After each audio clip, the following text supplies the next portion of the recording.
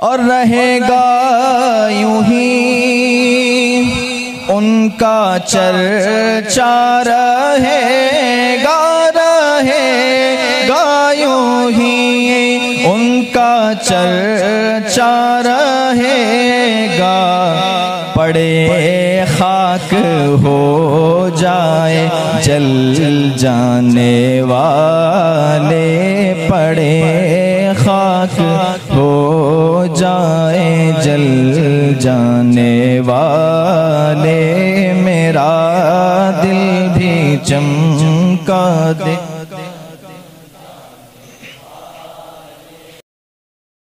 रहमतुल्लाहि व बरकातुहू। अल्हम्दुलिल्लाह अल्हम्दुलिल्लाहिल हन्नानिल मन्नान अल्लज़ी खलक़ल इंसान व अल्लमहुल बयान, वस्सलातु वस्सलामु अला रसूलिही सय्यिदिल इंसी वल जान व अला आलिही व अस्हाबिही ज़विल खैरि वल इहसान, अम्मा बअद। फ़अऊज़ु बिल्लाहि मिनश शैतानिर रजीम, बिस्मिल्लाहिर रहमानिर रहीम। मुहम्मदुर रसूलुल्लाह वल्लज़ीना मअहू अशिद्दाउ अलल कुफ़्फ़ारि रुहमाउ बैनहुम, तराहुम रुक्अन सुज्जदन यब्तगून फ़ज़लन मिनल्लाहि व रिज़वाना, इला आखिरि हाज़िहिल आया। सदक़ल्लाहु मौलानल अज़ीम व बल्लगना रसूलुहुन नबियुल अमीनुल मतीनुल मुख्तारुल करीम, व नहनु अला ज़ालिका लमिनश शाहिदीन वश्शाकिरीन वल्हम्दुलिल्लाहि रब्बिल आलमीन। बारगाह रिसालत मुआब सल्लल्लाहु तआला अलैहि वसल्लम में दुरूद पाक का हदिया पेश करें। अल्लाहुम्मा सल्लि अला सय्यिदिना व मौलाना मुहम्मदिन मअदनिल जूदि वल करम व आलिहि व अस्हाबिहिल किराम व इब्निहिल करीम व बारिक व सल्लिम सलातन दाइमतन सरमदन अबदा। इस्लाम तेरी नब्ज़ न डूबेगी हश्र तक, तेरी रगों में रवां खून है चार यार का। अज़ीज़ान गिरामी वक़ार, आज की इस महफिल पाक में हम खिराज अक़ीदत पेश करते हैं उन नफूस क़ुदसिया की बारगाह में जो मेरे आका सल्लल्लाहु तआला अलैहि वसल्लम के विसाल फरमाने के बाद आपके इस मिशन को लेकर आगे बढ़े, वो खुलफाए राशिदीन हैं। और कल जैसे कि मैंने आपके सामने अर्ज़ किया, सहाबा सितारों की मानिंद हैं। उन सितारों में अगर सबसे बड़े चमक वाले सितारे हैं तो ये चार खुलफा हैं। खुलफाए राशिदीन सैयदना अबू बकर सिद्दीक़ रदी अल्लाह तआला अन्हु, सैयदना उमर इब्न ख़त्ताब रदी अल्लाह तआला अन्हु, सैयदना उस्मान इब्न अफ़्फ़ान रदी अल्लाह तआला अन्हु, सैयदना अली इब्न अबी तालिब करमल्लाहु वजहुल करीम। इन चार बुजुर्ग हस्तियों को क्या कहा जाता है? खुलफाए राशिदीन। बल्कि इनके नाम तो हर सुन्नी मुसलमान को ऐसे याद होना चाहिए, शायद व बायद हमारी कोई मस्जिद होगी जिसकी मेहराबों में ये नाम ना हो। तकरीबन अल्लाह मोहम्मद सल्लल्लाहु अलैहि वसल्लम इन नामों के बाद अगर हमारी मस्जिदों के मेहराब में अगर किसी और के नामों की जगह होती है तो वो खुलफाए राशिदीन की है। और अहले बैत अतहार हसनैन करीमैन सैयदा ज़हरा सलामुल्लाहि अलैहिम अजमाइन की बाबरकत असामी को हम अपनी मसाजिद में भी लिखते हैं, तहरीर करते हैं। अज़ीज़ान गिरामी, अल्लाह के हबीब सल्लल्लाहु तआला अलैहि वसल्लम की वफ़ात इस्लाम के लिए एक बहुत बड़ा सदमा है, बहुत बड़ा सदमा है। रसूल करीम सल्लल्लाहु तआला अलैहि वसल्लम से टूट कर मोहब्बत करने वाले जानिसार सहाबा जो एक लम्हे के लिए भी ओझल होना पसंद नहीं करते थे, उन सहाबा पर क्या बीती होगी जब मेरे आका सल्लल्लाहु तआला अलैहि वसल्लम इस दुनिया से पर्दा फरमा रहे होंगे। अज़ीज़ान गिरामी, उस मंज़र को अगर हम बयान के अल्फाज में लाएं तो वाकई आज भी हमारी आंखें नम हो जाती हैं। वो सहाबा जो हुजूर अकरम सल्लल्लाहु तआला अलैहि वसल्लम को तलाश करने के लिए सिर्फ आपकी खुशबू को सूंघ करके गलियां ढूंढते थे। अगर थोड़ी देर मेरे आका सल्लल्लाहु तआला अलैहि वसल्लम नजर ना आते तो सहाबा बेचैन हो जाते थे। उनका तो मजहब यही था, अन्नज़रतु इला वजहि रसूलिल्लाह, रसूलुल्लाह सल्लल्लाहु तआला अलैहि वसल्लम के चेहरे की तरफ देखना वो अपनी ज़िंदगी का ऐन मकसद समझते थे।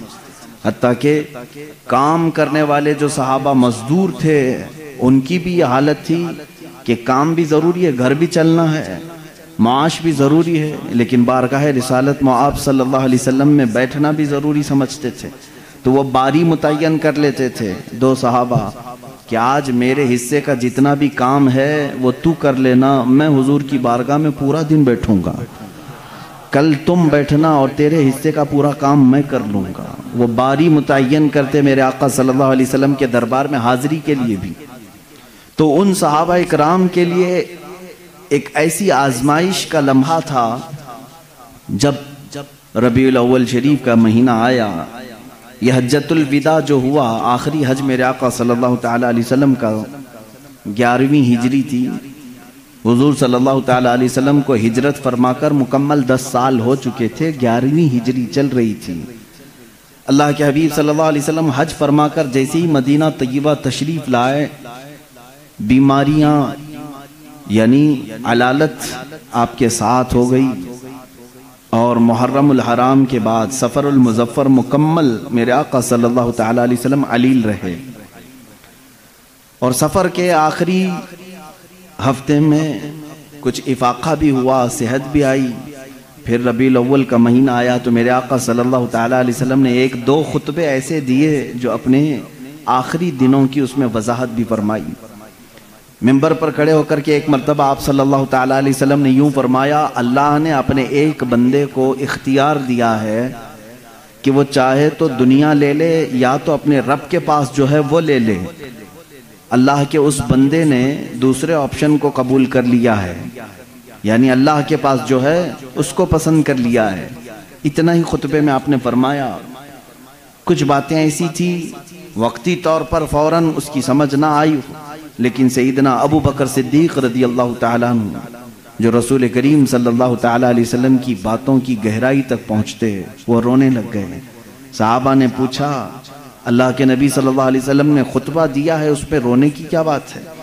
कहा, सिद्दीक़ अकबर रज़ियल्लाहु ताला अन्हु ने अल्लाह के रसूल सल्लल्लाहु ताला अलैहि वसल्लम ने जिस बंदे का जिक्र किया है कि अल्लाह ने उसे इख्तियार दिया है, ऑप्शन दिया है, चाहे तो दुनिया ले ले चाहे तो अल्लाह के पास जो है वो ले ले। जिस बंदे के बारे में हुजूर जिक्र कर रहे थे वो बंदा कोई और नहीं, वो खुद हुजूर हैं। सिद्दीक़ अकबर ने कहा साहबा से कि अल्लाह ने अपने हबीब सल्लल्लाहु अलैहि वसल्लम को इख्तियार दिया है, चाहे तो आप सालों साल की जिंदगी ले लें या तो फिर अल्लाह रब्बुल इज्जत की बारगाह में पहुंचे। रसूल करीम सल्लल्लाहु अलैहि वसल्लम ने दुनिया को तर्क करने का फैसला कर लिया है और अपने रब्बे जुल जलाल की बारगाह में जाने का इरादा कर लिया है। ये रबीउल अव्वल के दिनों में, शुरू के दिनों में हुजूर अकरम सल्लल्लाहु ताला अलैहि वसल्लम के जिस्म पाक पर जो आसार नज़र आ रहे थे, सहाबा के लिए वो बड़ी बेचैनी थी। कई नमाजें ऐसी थीं जिसमें मेरे आका सल्लल्लाहु ताला अलैहि वसल्लम मस्जिद नबवी शरीफ में बाहर तशरीफ़ नहीं ला पाए। 17 नमाजों की इमामत सिद्दीक़ अकबर रज़ियल्लाहु ताला अन्हु ने की। अभी मेरे आका सल्लल्लाहु ताला अलैहि वसल्लम बाहयात थे, ज़ाहिरी ज़िंदगी में मौजूद थे। 17 नमाजें ऐसी हुई कि जिसको सिद्दीक़ अकबर रज़ियल्लाहु ताला अन्हु ने पढ़ाई। और आखिरी वो दिन था, रिवायात में 12 रबीउल अव्वल का जिक्र है और बाद में 13 रबीउल अव्वल का है। हुजूर अकरम सल्लल्लाहु ताला अलैहि वसल्लम की विलादत का भी वही दिन है, वफात का भी वही दिन है, तारीख में लिखा गया है। वह आखिरी दिन था जिसमें रसूल करीम सल्लल्लाहु ताला अलैहि वसल्लम ने फज्र की नमाज पढ़ाई सिद्दीक़ अकबर रज़ियल्लाहु ताला अन्हु के साथ। यहाँ तक के एक नमाज ऐसी भी कि सहाबा इंतज़ार में रहते थे कि हुजरा खुलेगा, मेरे आका तशरीफ़ लाएंगे। रसूल करीम सल्लल्लाहु ताला अलैहि वसल्लम उस एक नमाज में इस तरह से तशरीफ़ लाए कि नमाज कायम हो चुकी थी। हज़रत अबू बकर सिद्दीक़ रज़ियल्लाहु ताला अन्हु मुसल्ले पर आगे बढ़ चुके थे, इकामत बोली जा चुकी थी, दरवाज़ा खुला। हुजूर अकरम सल्लल्लाहु ताला अलैहि वसल्लम का चेहरे जमाले जहां आरा जैसी सहाबा ने देखा, सब नमाज में क़िबले की बजाय हुजूर की तरफ मुतवज्जे हो गए। ये था नमाज में भी सहाबा का अदब व एहतराम। उनकी किसी की नमाज नहीं टूटी क्योंकि वो काबे की तरफ से मुंह हटाकर काबे के काबे को देख रहे थे। हुजूर अकरम सल्लल्लाहु ताला अलैहि वसल्लम बाहर तशरीफ़ लाए तो इस हाल में कि रिवायात में मौजूद है 2 सहाबा के कंधों पर आपने हाथ रखा और आप सल्लल्लाहु ताला अलैहि वसल्लम के पैर ज़मीन पर नहीं लग रहे थे। रसूल करीम सल्लल्लाहु ताला अलैहि वसल्लम की उंगलियां ज़मीन पर लगती आईं। इसी तरह मस्जिद नबवी शरीफ में अंदर आए, हज़रत अबू बकर सिद्दीक पीछे हटने लगे तो आपने कहा आगे बढ़ो। फिर सिद्दीक़ अकबर रज़ियल्लाहु ताला अन्हु ने नमाज नहीं पढ़ाई कि रसूल पाक के इमाम होते हुए कोई दूसरा इमाम हो ही नहीं सकता। अल्लाह के नबी सल्लल्लाहु ताला अलैहि वसल्लम ने उस नमाज की भी इमामत फरमाई। सिद्दीक़ अकबर रज़ियल्लाहु ताला अन्हु मुकब्बिर बनकर रहे और उसी रात को मेरे आका सल्लल्लाहु ताला अलैहि वसल्लम के लिए वो दिन भी आया जब सैयदा आयशा सिद्दीक़ा रज़ियल्लाहु ताला अन्हा फरमाती हैं बुखार की शिद्दत इतनी ज़्यादा हो गई थी कि बार बार मेरे आका सल्लल्लाहु ताला अलैहि वसल्लम मिसवाक को पानी में डुबोते और मुंह में रखते थे। कभी पानी के छींटे हुजूर अकरम सल्लल्लाहु ताला अलैहि वसल्लम अपने चेहरे अक़दस पर लगाते। ये सख्ती थी नज़ा के वक्त की। ये जो नज़ा की सख्ती है मेरे अजीज़ों, इससे हर एक को गुजरना होता है। और इसके मुतालिक कहा गया है ये ऐसा दर्द है कि जिसको बयान नहीं किया जा सकता। वो कैसी तकलीफ होती है, जाहिर सी बात है जिसको ये तकलीफ हुई उसके बाद वो दोबारा वापस ज़िंदगी में आया नहीं बयान करने के लिए। जिसको भी नज़ा की हालत आई फिर उसके बाद वो मौत की मंजिलें तय करता है। और एक रिवायत ये मिलती है नज़ा का वक्त ऐसा होता है, अगर महसूस करना चाहो तो इतना समझ लो, नज़ा के आलम में अगर उस बंदे के जिस्म पर एक मक्खी बैठ जाए तो उसे ऐसा लगता है कि पहाड़ बैठा है। वो मक्खी का वजन भी बर्दाश्त नहीं कर पाता और अगर एक कतरा पानी उसके हलक में उतारा जाए तो उसे ऐसा लगता है एक नदी मैंने पी लिया। उसके लिए एक कतरा पानी एक नदी पानी के बराबर लगने लगता है। शिद्दत की प्यास, हलक में कांटे चुभ रहे होते हैं और रूह निकलने का जो दर्द होता है, या आम लोगों की बात मैं कर रहा हूँ, एक एक नाखून से एक एक जोड़ से जब रूह खींची जा रही होती है और आखिर तक खींची जाती है, नाक तक रूह को लाया जाता है। उसके बाद मलकुल मौत उस रूह को कब्ज करके ले जाते हैं। मेरे अजीज़ों, एक मुझे बात यहाँ पर ये याद आती है। माँ आयशा सिद्दीक़ा रज़ियल्लाहु ताला अन्हा फरमाती हैं अचानक दरवाजे पर दस्तक हुई और मलकुल मौत आए थे, इजाज़त तलब कर रहे थे कि या रसूल अल्लाह सल्लल्लाहु अलैहि वसल्लम क्या मैं अंदर आ सकता हूँ। हुजूर अकरम सल्लल्लाहु अलैहि वसल्लम ने फरमाया आयशा, ये फरिश्ता किसी की भी रूह निकालने के लिए इजाज़त नहीं लेता, ये मुझसे इजाज़त लिया है और इसके बाद अब कभी किसी से इजाज़त नहीं लेगा। मलकुल मौत को भी ये हुक्म था अल्लाह की तरफ से, नबी अगर इजाज़त दें तो रूह कब्ज़ करना। फिर वो कैसे लोग हैं जो कहते हैं कि मोहम्मद सल्लल्लाहु अलैहि वसल्लम मालिक व मुख्तार नहीं थे। मालिक व मुख्तार नहीं थे, यहाँ तो रूह निकालने के लिए भी अल्लाह ने पाबंद किया है मलकुल मौत को। जो फरिश्ता किसी से नहीं पूछता वो रसूल से पूछ करके हुजरे में आ रहा है। और उस वक्त जो मुकालमा हुआ, बाज़ बुजुर्गों ने फरमाया है कि रसूल करीम सल्लल्लाहु ताला अलैहि वसल्लम ने उस वक्त क्या बयान फरमाया जानते हैं आप? ए मुसलमानों, ज़रा अपने होशो हवास को संभालो और मेरी इस बात को तवज्जो से सुनना। अगर अपने नबी से मोहब्बत करते हो, मेरे आका सल्लल्लाहु ताला अलैहि वसल्लम से तुम गहरी उल्फत रखते हो, तो इस जुमले को सुनो। हमारी और आपकी भी मौत आएगी और हम अपने सामने मरने वाले बहुत सारे लोगों को देखते भी हैं, लेकिन जब दुनिया से किसी की मौत का वक्त करीब आता है तो हमने देखा वो अपने आप को नहीं पहचान पाता, उसे खुद अपना नाम याद नहीं रहता। माँ बाप भाई बहन रिश्तेदार भी अगर करीब हो तो पहचान नहीं पाता कौन है। नज़ा की शिद्दत ऐसी होती है, अपनों को बंदा नहीं पहचान पाता नज़ा के वक्त। मगर कुर्बान जाओ उस ताजदारे दो आलम सल्लल्लाहु अलैहि वसल्लम की ज़ात पर। मलकुल मौत आए हैं और नज़ा की हालत है। उस वक्त क्या पूछा जानते हैं आप? रसूल गिराम वक़ार सल्लल्लाहु ताला अलैहि वसल्लम ने उनसे ये कहा, ए इज़राइल, ये जो नज़ा का दर्द है, क्या ये दर्द मेरी उम्मत को भी दिया जाएगा? क्या इस दर्द से मेरी उम्मत को भी गुजारा जाएगा? अंदाजा करो मेरे अजीज हो। इसीलिए हमारे इमाम ने ये कहा, जो न भूला हम गरीबों को रजा, जो न भूला हम गरीबों को रजा, याद उसकी अपनी आदत कीजिए। हम गरीबों के आका पे बेहद दुरूद, हम फकीरों की सरवत पे लाखों सलाम।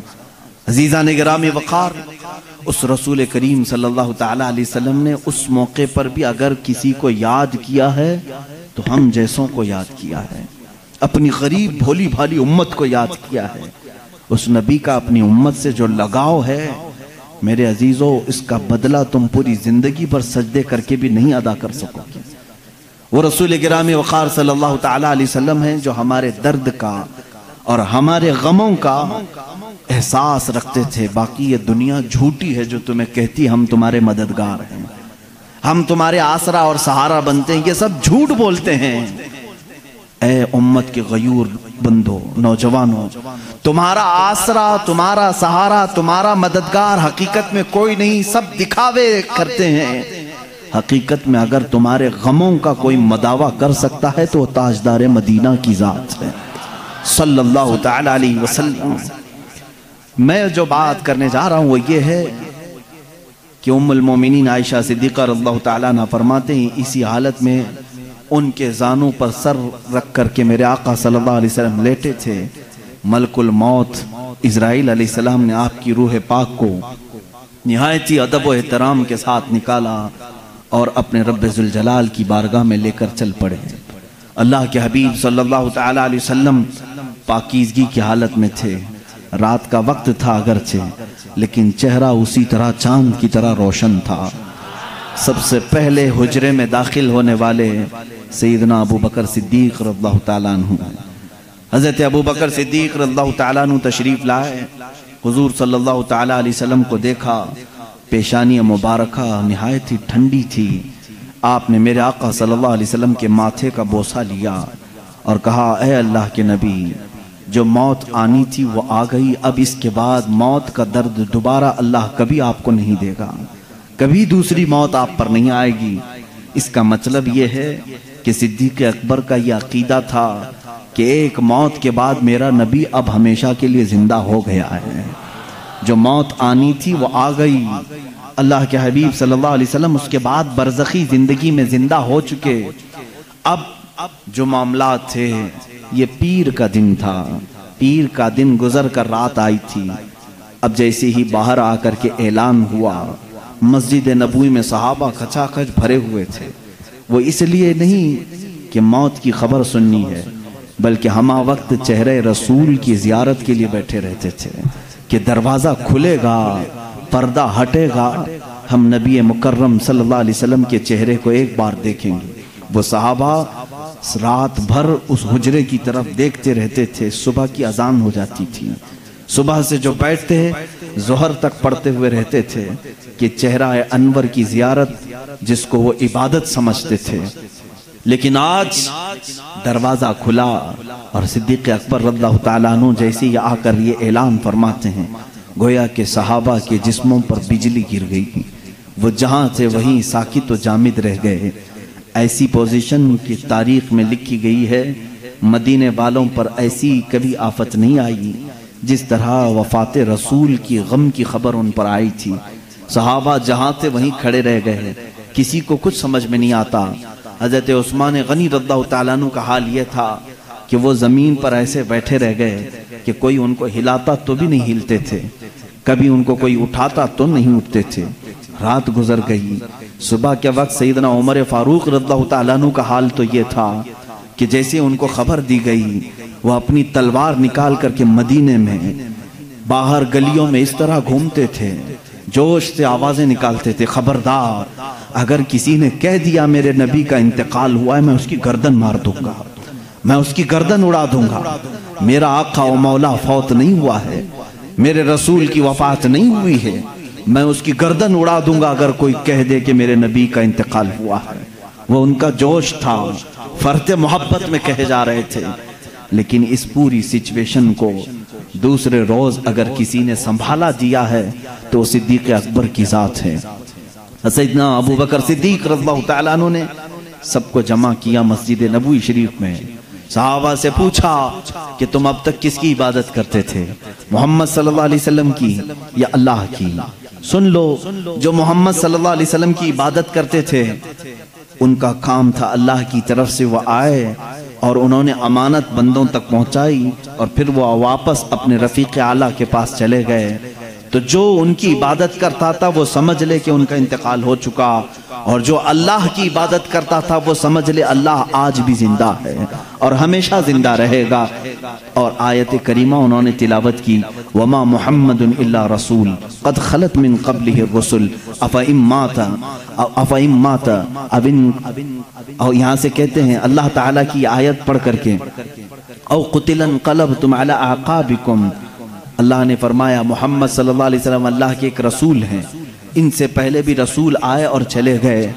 अगर इस रसूल की वफात के बाद कोई मुंह फेर लिया, दीन छोड़ दिया, अल्लाह फरमाता फलन यदुर्रल्लाह, तो उसने अल्लाह का कुछ नहीं बिगाड़ा, अल्लाह का कुछ भी नुकसान नहीं होगा। जो कुछ भी बिगड़ेगा वो तुम्हारा खुद का बिगड़ेगा। रसूल के बाद कोई भी मुंह ना फेरे इस शरीयत से, कोई इस रास्ते से, इस इस्लाम से हटे ना। ये सिद्दीक़ अकबर रज़ियल्लाहु तआला अन्हु का खुतबा था, उसी खुतबे से आज तक इस्लाम जिंदा है मेरे अजीज़ों। इसीलिए इस्लाम शख्सियतों से नहीं चलता है। आज मैं तुम्हारे सामने बैठा हूँ, इस मस्जिद का मुसल्ला मेरी ज़ात से वाबस्ता नहीं है। मुझ जैसे 1000 इमाम आएंगे, 1000 मुकर्रिर आएंगे, 1000 उलमा आएंगे, लेकिन दीन फलता है, फूलता है। रब ताला इस शजर को सुबह क़यामत तक कायम व दायम रखेगा। इस चिराग को हजारों फूकने वाले भी आएंगे, मगर अल्लाह इस चिराग के नूर को सुबह क़यामत तक जिंदा रखेगा। इसलिए कि इस इस्लाम की पूरी ज़ात को अल्लाह रब्बुल इज़्ज़त ने किसी एक शख्स से नहीं रखा, बल्कि इसकी हिफाजत खुद अल्लाह ने अपने ज़िम्मे करम पर रखी है। अजीज़ान गिरामी, यहाँ से अब मेरे आका सल्लल्लाहु तआला अलैहि वसल्लम की तदफीन का मामला आया। बुध के दिन अल्लाह के हबीब सल्लल्लाहु अलैहि वसल्लम की तदफीन अमल में आई। इसमें भी बड़े मामलात हुए। सहाबा इकराम रिज़वानुल्लाहि तआला अलैहिम अजमईन के आपसी जो मामलात हैं, मैं यहाँ से अब जिक्र करना शुरू करूँगा। आज होशो हवास संभाल करके आप गौर से इन बातों को सुने कि हमारा सच्चा और सुथरा अकीदा क्या होना चाहिए। सहाबा के मुतालिक, अहले बैत के मुतालिक और इस्लाम के मुतालिक सही अकीदा क्या है। सहाबा इंसान थे, रसूल करीम सल्लल्लाहु तआला अलैहि वसल्लम के जानिसार सहाबा, वो जितने भी आला थे, परहेजगार थे, बड़े मकामात पर थे, लेकिन थे क्या? इंसान। इंसानी तकाजा है कि कुछ मामलात में इख्तिलाफात होते रहते हैं। हुजूर सल्लल्लाहु तआला अलैहि वसल्लम की सबसे पहली बात आई गुस्ल के लिए। हुजूर अकरम सल्लल्लाहु तआला अलैहि वसल्लम का गुस्ल दिया जाए कि नहीं दिया जाए। सहाबा अभी इस बात में डिस्कस कर रहे थे। बाज ने कहा, हमने आज तक मेरे आका सल्लल्लाहु तआला अलैहि वसल्लम के लिबास को उतरते हुए नहीं देखा, हम में से कौन है जो आपका लिबास उतारेगा।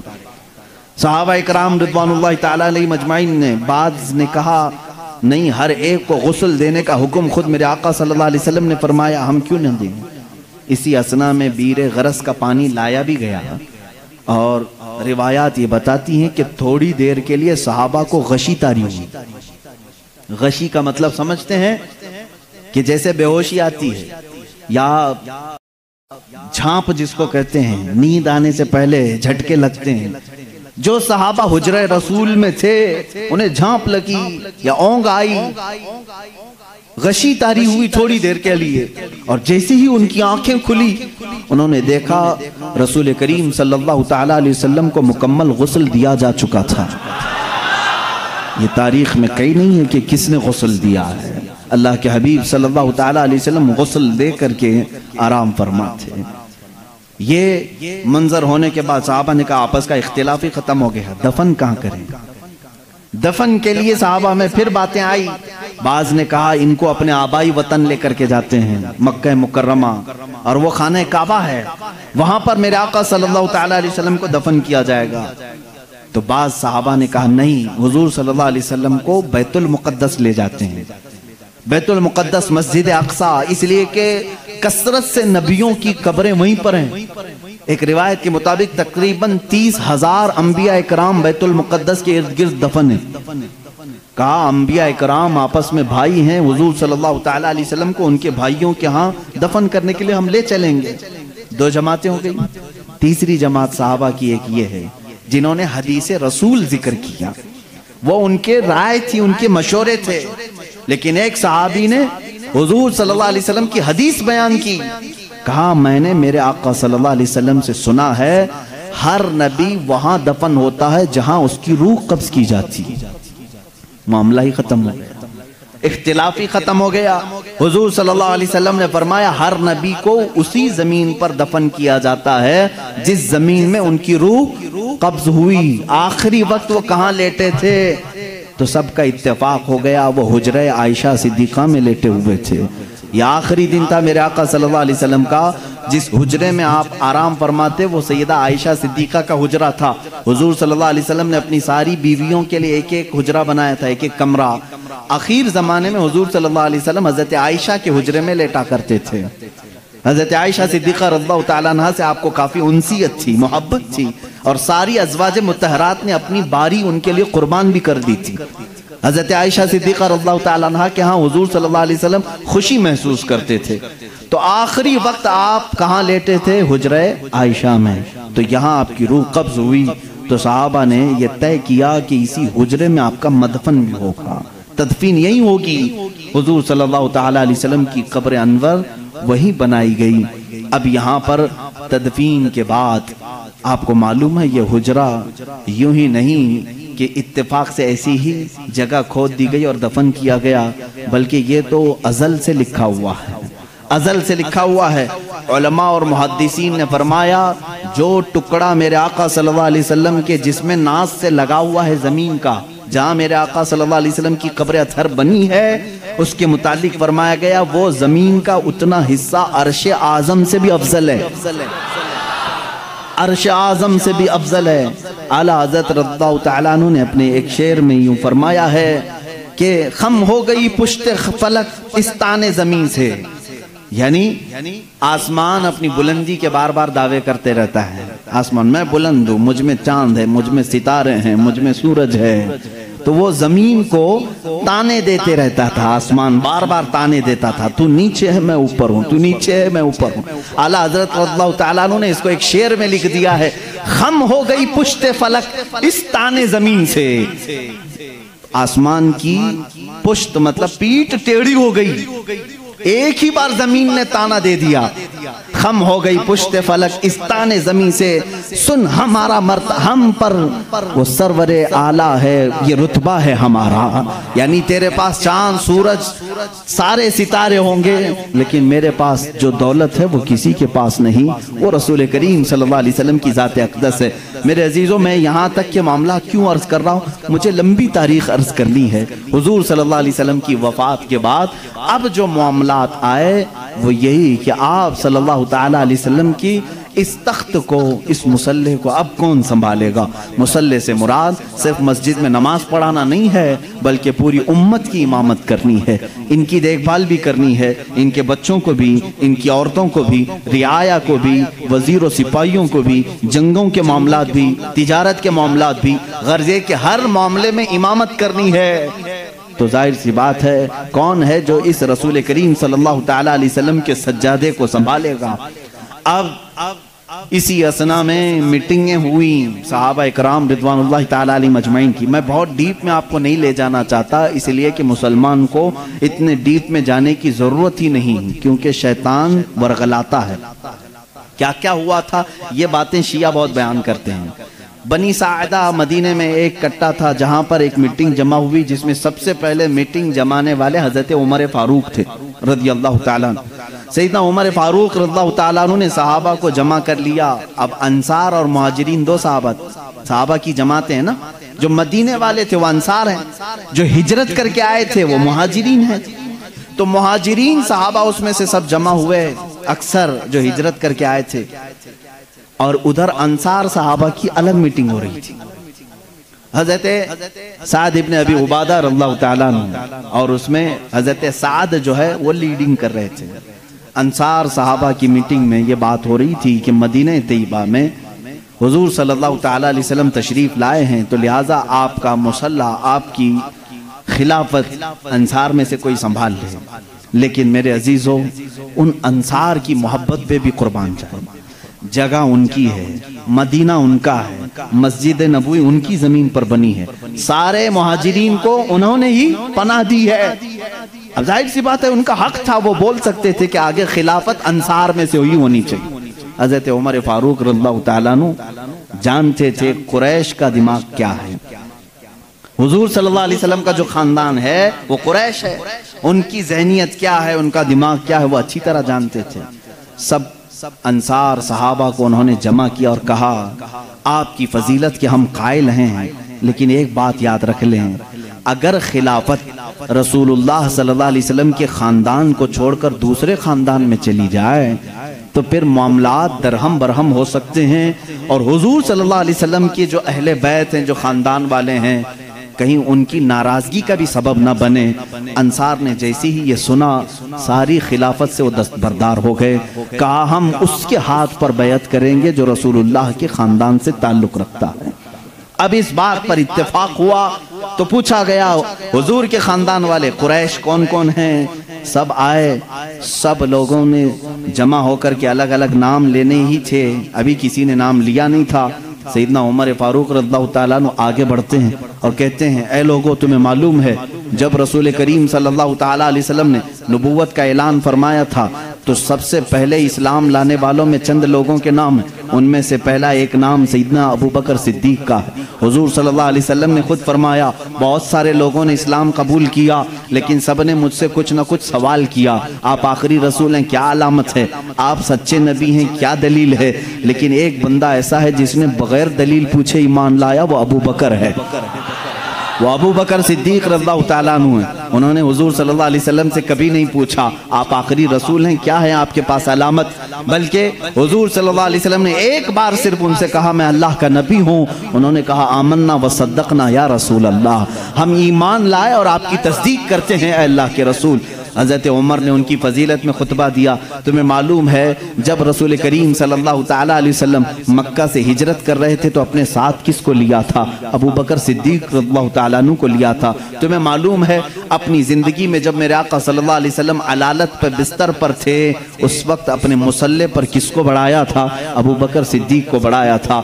हज़रत उमर कहते हैं रसूलुल्लाह सल्लल्लाहु अलैहि वसल्लम ने जिसको हमारी नमाजों का इमाम पसंद किया है, हम अपने दुनियावी मामलात में उसको क्यों ना इमाम तस्लीम करें। सबसे पहले मैं सिद्दीक अकबर के हाथ पर बैत करता हूँ। हज़रत उमर की बात देखकर सारे सहाबा ने हज़रत अबू बकर सिद्दीक के हाथ पर बैत किया। यहाँ से खिलाफत का निज़ाम शुरू हुआ, ये खिलाफत शुरू हुई। सबसे पहले खिलाफत को भी बादशाही निज़ाम पर कायम नहीं किया गया, ये सऊदी निज़ाम नहीं है, बाप मरेगा तो बेटा हुकूमत करेगा, रिश्तेदारों का निज़ाम नहीं है, बल्कि मेरे आका सल्लल्लाहु ताला अलैहि वसल्लम ने इस सिलेक्शन को उम्मत के ऊपर छोड़ दिया था। वरना रसूल करीम सल्लल्लाहु ताला अलैहि वसल्लम अपनी ज़िंदगी में बता करके जाते मेरे बाद फलां को होना चाहिए। ये मामलात मेरे आका ने कभी भी किसी को नहीं बताए। आज शिया कहते हैं, राफिजी कहते हैं हुजूर सल्लल्लाहु अलैहि वसल्लम ने अपनी ज़िंदगी में हज़रत अली को ही खलीफा बनाया था, बाकी सारे खलीफाओं ने उनकी खिलाफत को गज़ब कर लिया, छीन लिया था, उनको खिलाफत नहीं दी। ये प्रोपेगेंडा फैलाते हैं, कहीं से भी एक दलील नहीं मिलेगी। अच्छा आप हज़रत अली को कमज़ोर समझते हैं, वो हैदर कर्रार है, वो असदुल्लाह है जिसको अल्लाह के नबी ने फरमाया अल्लाह के शेरों में से एक शेर है। अगर हज़रत अली रज़ियल्लाहु ताला अन्हु को हुजूर सल्लल्लाहु अलैहि वसल्लम ने बनाया होता तो क्या वो अपना हक छोड़कर किसी को दे देते? वो सैयदना अली करमल्लाहु वजहुल करीम हक के लिए जब खड़े होते तो फिर सामने किसी को नहीं देखते, किसी को नहीं देखते। उन्हें भी मालूम था कि खिलाफत को रसूल करीम सल्लल्लाहु अलैहि वसल्लम ने उम्मत के ऊपर छोड़ा है। उम्मत का सबका इत्तेफाक हुआ हज़रत अबू बकर सिद्दीक रज़ियल्लाहु ताला अन्हु की ज़ात पर, तो सबों ने बैत की। हज़रत अली करमल्लाहु वजहुल करीम ने भी बैत फरमाई, अगरचे थोड़ी ताख़ीर के बाद, लेकिन आपने भी बैत फरमाई। और हज़रत अबू बकर सिद्दीक रज़ियल्लाहु ताला अन्हु ने जिसको जो जो काम दिए सबों ने खुशी खुशी उन कामों को अंजाम भी दिया। ये दौर निहायत ही सुनहरा दौर था, बहुत ही अजीम दौर था। रसूल करीम सल्लल्लाहु ताला अलैहि वसल्लम की जितनी सुन्नतें हैं, जितने तरीके थे, उन सब को हज़रत अबू बकर सिद्दीक ने अपनी खिलाफत में इस्तेमाल फरमाया। हज़रत अबू बकर सिद्दीक रज़ियल्लाहु ताला अन्हु का हाल तो ये था, खिलाफत को संभालने के बाद जानते हैं कपड़ों की एक थैली उठा करके बाजार में जाने लगे। हजरत उमर ने पूछा कहाँ जा रहे हैं? कहा कपड़े बेच करके घर तो चलाना है, कामकाज के लिए, कि मैं कुछ कपड़ों की तिजारत करूं और अपना घर भी संभालूं। खिलाफत पर कायम होने के बाद मेरे अजीजों उस वक्त तक इस्लाम काफी दूर तक फैल चुका था। हजरत अबू बकर सिद्दीक रज़ियल्लाहु ताला अन्हु खलीफतुल मुस्लिमीन मुंतखब हो गए। गली के नुक्कड़ के कारपोरेटर नहीं, वो खलीफतुल मुस्लिमीन हैं। बावजूद उसके थैला उठा करके कपड़े बेचने के लिए जा रहे हैं तो सैयदना उमर फारूक रज़ियल्लाहु ताला अन्हु ने उन्हें रोक लिया। सारे सहाबा को जमा करके फिर इत्तेफाक हुआ इस बात पर कि बैतुल माल से खलीफा का वजीफा मुकर्रर किया जाए, वरना फिर खलीफा भी अगर दिन भर बाजार में काम करे तो खिलाफत के मामला कौन देखेगा। तो सबने सबसे पहले बैतुल माल से वजीफा मुकर्रर किया हर महीने का। वो कितना था? वो चंद दिरहम में था। यहाँ तक कि बैतुल माल से हजरत अबू बकर सिद्दीक रज़ियल्लाहु ताला अन्हु को एक ऊँटनी मिली थी, एक प्याला मिला था, एक चादर मिली थी, 3 चीजें मिली थी। और वजीफा जो मुकर्रर हुआ था वो इतना था कि आपके घर में चंद रोटियां बन जाती थी, बस, उसके अलावा ज्यादा आपने नहीं तलब किया। एक दिन आपकी अहलिया मोहतरमा ने आपसे कहा भी था कि खिलाफत के मामलात में सर सूख जाता है, कभी कुछ ठंडी मीठी ग़िज़ा भी खा लें। आपने क्या कहा? अपनी अहलिया से कहा मेरे पास इतने पैसे कहाँ हैं कि मैं शहद खरीद सकूं, घी खरीद सकूं। घी और शहद खरीदने के पैसे नहीं खलीफतुल मुस्लिमीन के पास। उनकी अहलिया ने कहा मेरे पास जमा किए हुए थोड़े पैसे हैं, वो ले जाइए, आप शहद और घी खरीद करके लाइए। कहा तुम्हारे पास कहाँ से आए? कहा जो आप महीने में देते हैं घर के खर्च के लिए, उसमें से थोड़ा थोड़ा बचा करके मैंने रखा है। औरतें थोड़ा थोड़ा बचाती रहती हैं। हजरत अबू बकर सिद्दीक रज़ियल्लाहु ताला अन्हु ने फरमाया लाओ उसको। वो ला करके दी, एक पूरी काफी उसमें दिरहम जमा हुए थे। हर महीने शायद थोड़ा थोड़ा थोड़ा वो जमाती हूँ। हजरत अबू बकर सिद्दीक रज़ियल्लाहु ताला अन्हु वो सारे दिरहम ले जा करके बैतुल माल में जमा करते, और बैतुल माल में सहाबा से कहा आज से मेरा वजीफा इतना कम कर दो, इसलिए कि ये मेरी जरूरत से ज्यादा आ रहा है। घर में मेरे बच रहा है, इसका मतलब जरूरत से ज्यादा आ रहा है, ये कम कर दिया जाए। माँ आयशा सिद्दीक़ा रज़ियल्लाहु ताला अन्हा फरमाती हैं जब हजरत अबू बकर सिद्दीक की वफात का वक्त करीब आया तो हजरत आयशा को उन्होंने करीब बुलाया। कहा ए आयशा, मुझे लगता है कि मैं घड़ी 2 घड़ी का मेहमान हूँ। मेरे पास एक ऊँटनी है, एक चादर है जिसे मैं ओढ़ के सोता हूँ, और वो बर्तन जिसमें हम खाना खाते हैं, ये तीनों बैतुल माल के हैं। ये हमारे घर के लिए उस वक्त तक जायज़ हैं जब तक मैं खलीफा हूँ। जहाँ मेरी रूह कब्ज हो फौरन ये तीनों चीज़ें बैतुल माल में जमा कर दूँ। हज़रत आयशा रज़ियल्लाहु ताला अन्हा फरमाती हैं जिस दिन हज़रत अबू बकर सिद्दीक का विसाल हुआ उसकी शाम होने से पहले ये तीनों सामान बैतुल माल में जमा हो चुके थे। हज़रत उमर फारूक रज़ियल्लाहु ताला अन्हु ने उस दिन एक जुमला कहा था ए अबू बकर, आपने अपने बाद आने वालों को तो थका दिया है, आपके बराबर कौन हो पाएगा। इतने सख्त तरीके से आप खिलाफत को लेकर के चले कि उस पर चलना अब हर कस व नाकस का काम नहीं। वो सिद्दीक़ अकबर रज़ियल्लाहु ताला अन्हु का दौर था जिसमें आपके लिए कितने चैलेंजेस थे मालूम है। हज़रत अबू बकर सिद्दीक रज़ियल्लाहु ताला अन्हु के लिए जो सबसे बड़े चैलेंज थे, हुजूर सल्लल्लाहु ताला अलैहि वसल्लम अपनी वफात से चंद दिन पहले एक लश्कर को मुल्के शाम भेज रहे थे। एक लश्कर जिसका सिपह सालार हज़रत उसामा बिन जैद को बनाया गया था, जिनकी उम्र सिर्फ 18 साल की थी। उस लश्कर में तकरीबन 10,000 सहाबा थे जो जा रहे थे रोम के लिए या मुल्क शाम के लिए वो निकल रहे थे। वो मदीने से थोड़ा बाहर निकले थे कि हुजूर की वफात की खबर आ गई। वो लश्कर वापस आया मदीने। अब हुजूर सल्लल्लाहु ताला अलैहि वसल्लम की तदफीन भी हो गई, हजरत अबू बकर खलीफा बन गए। दूसरा चैलेंज आपके पास ये आया कि कुछ लोग ज़कात देने से इनकार कर गए। कहा अब हम हुजूर सल्लल्लाहु अलैहि वसल्लम की वफात के बाद ज़कात नहीं देंगे। मानिईन ज़कात कहते हैं वो लोग इस्लाम के एक बुनियाद को छोड़ रहे थे। कहा हुजूर जब तक थे हम अपने मालों की ज़कात निकालते थे, अब नबी नहीं है तो अब ज़कात नहीं देंगे। यानी वो इस्लाम से बरगश्ता हो गए, छोड़ दिए।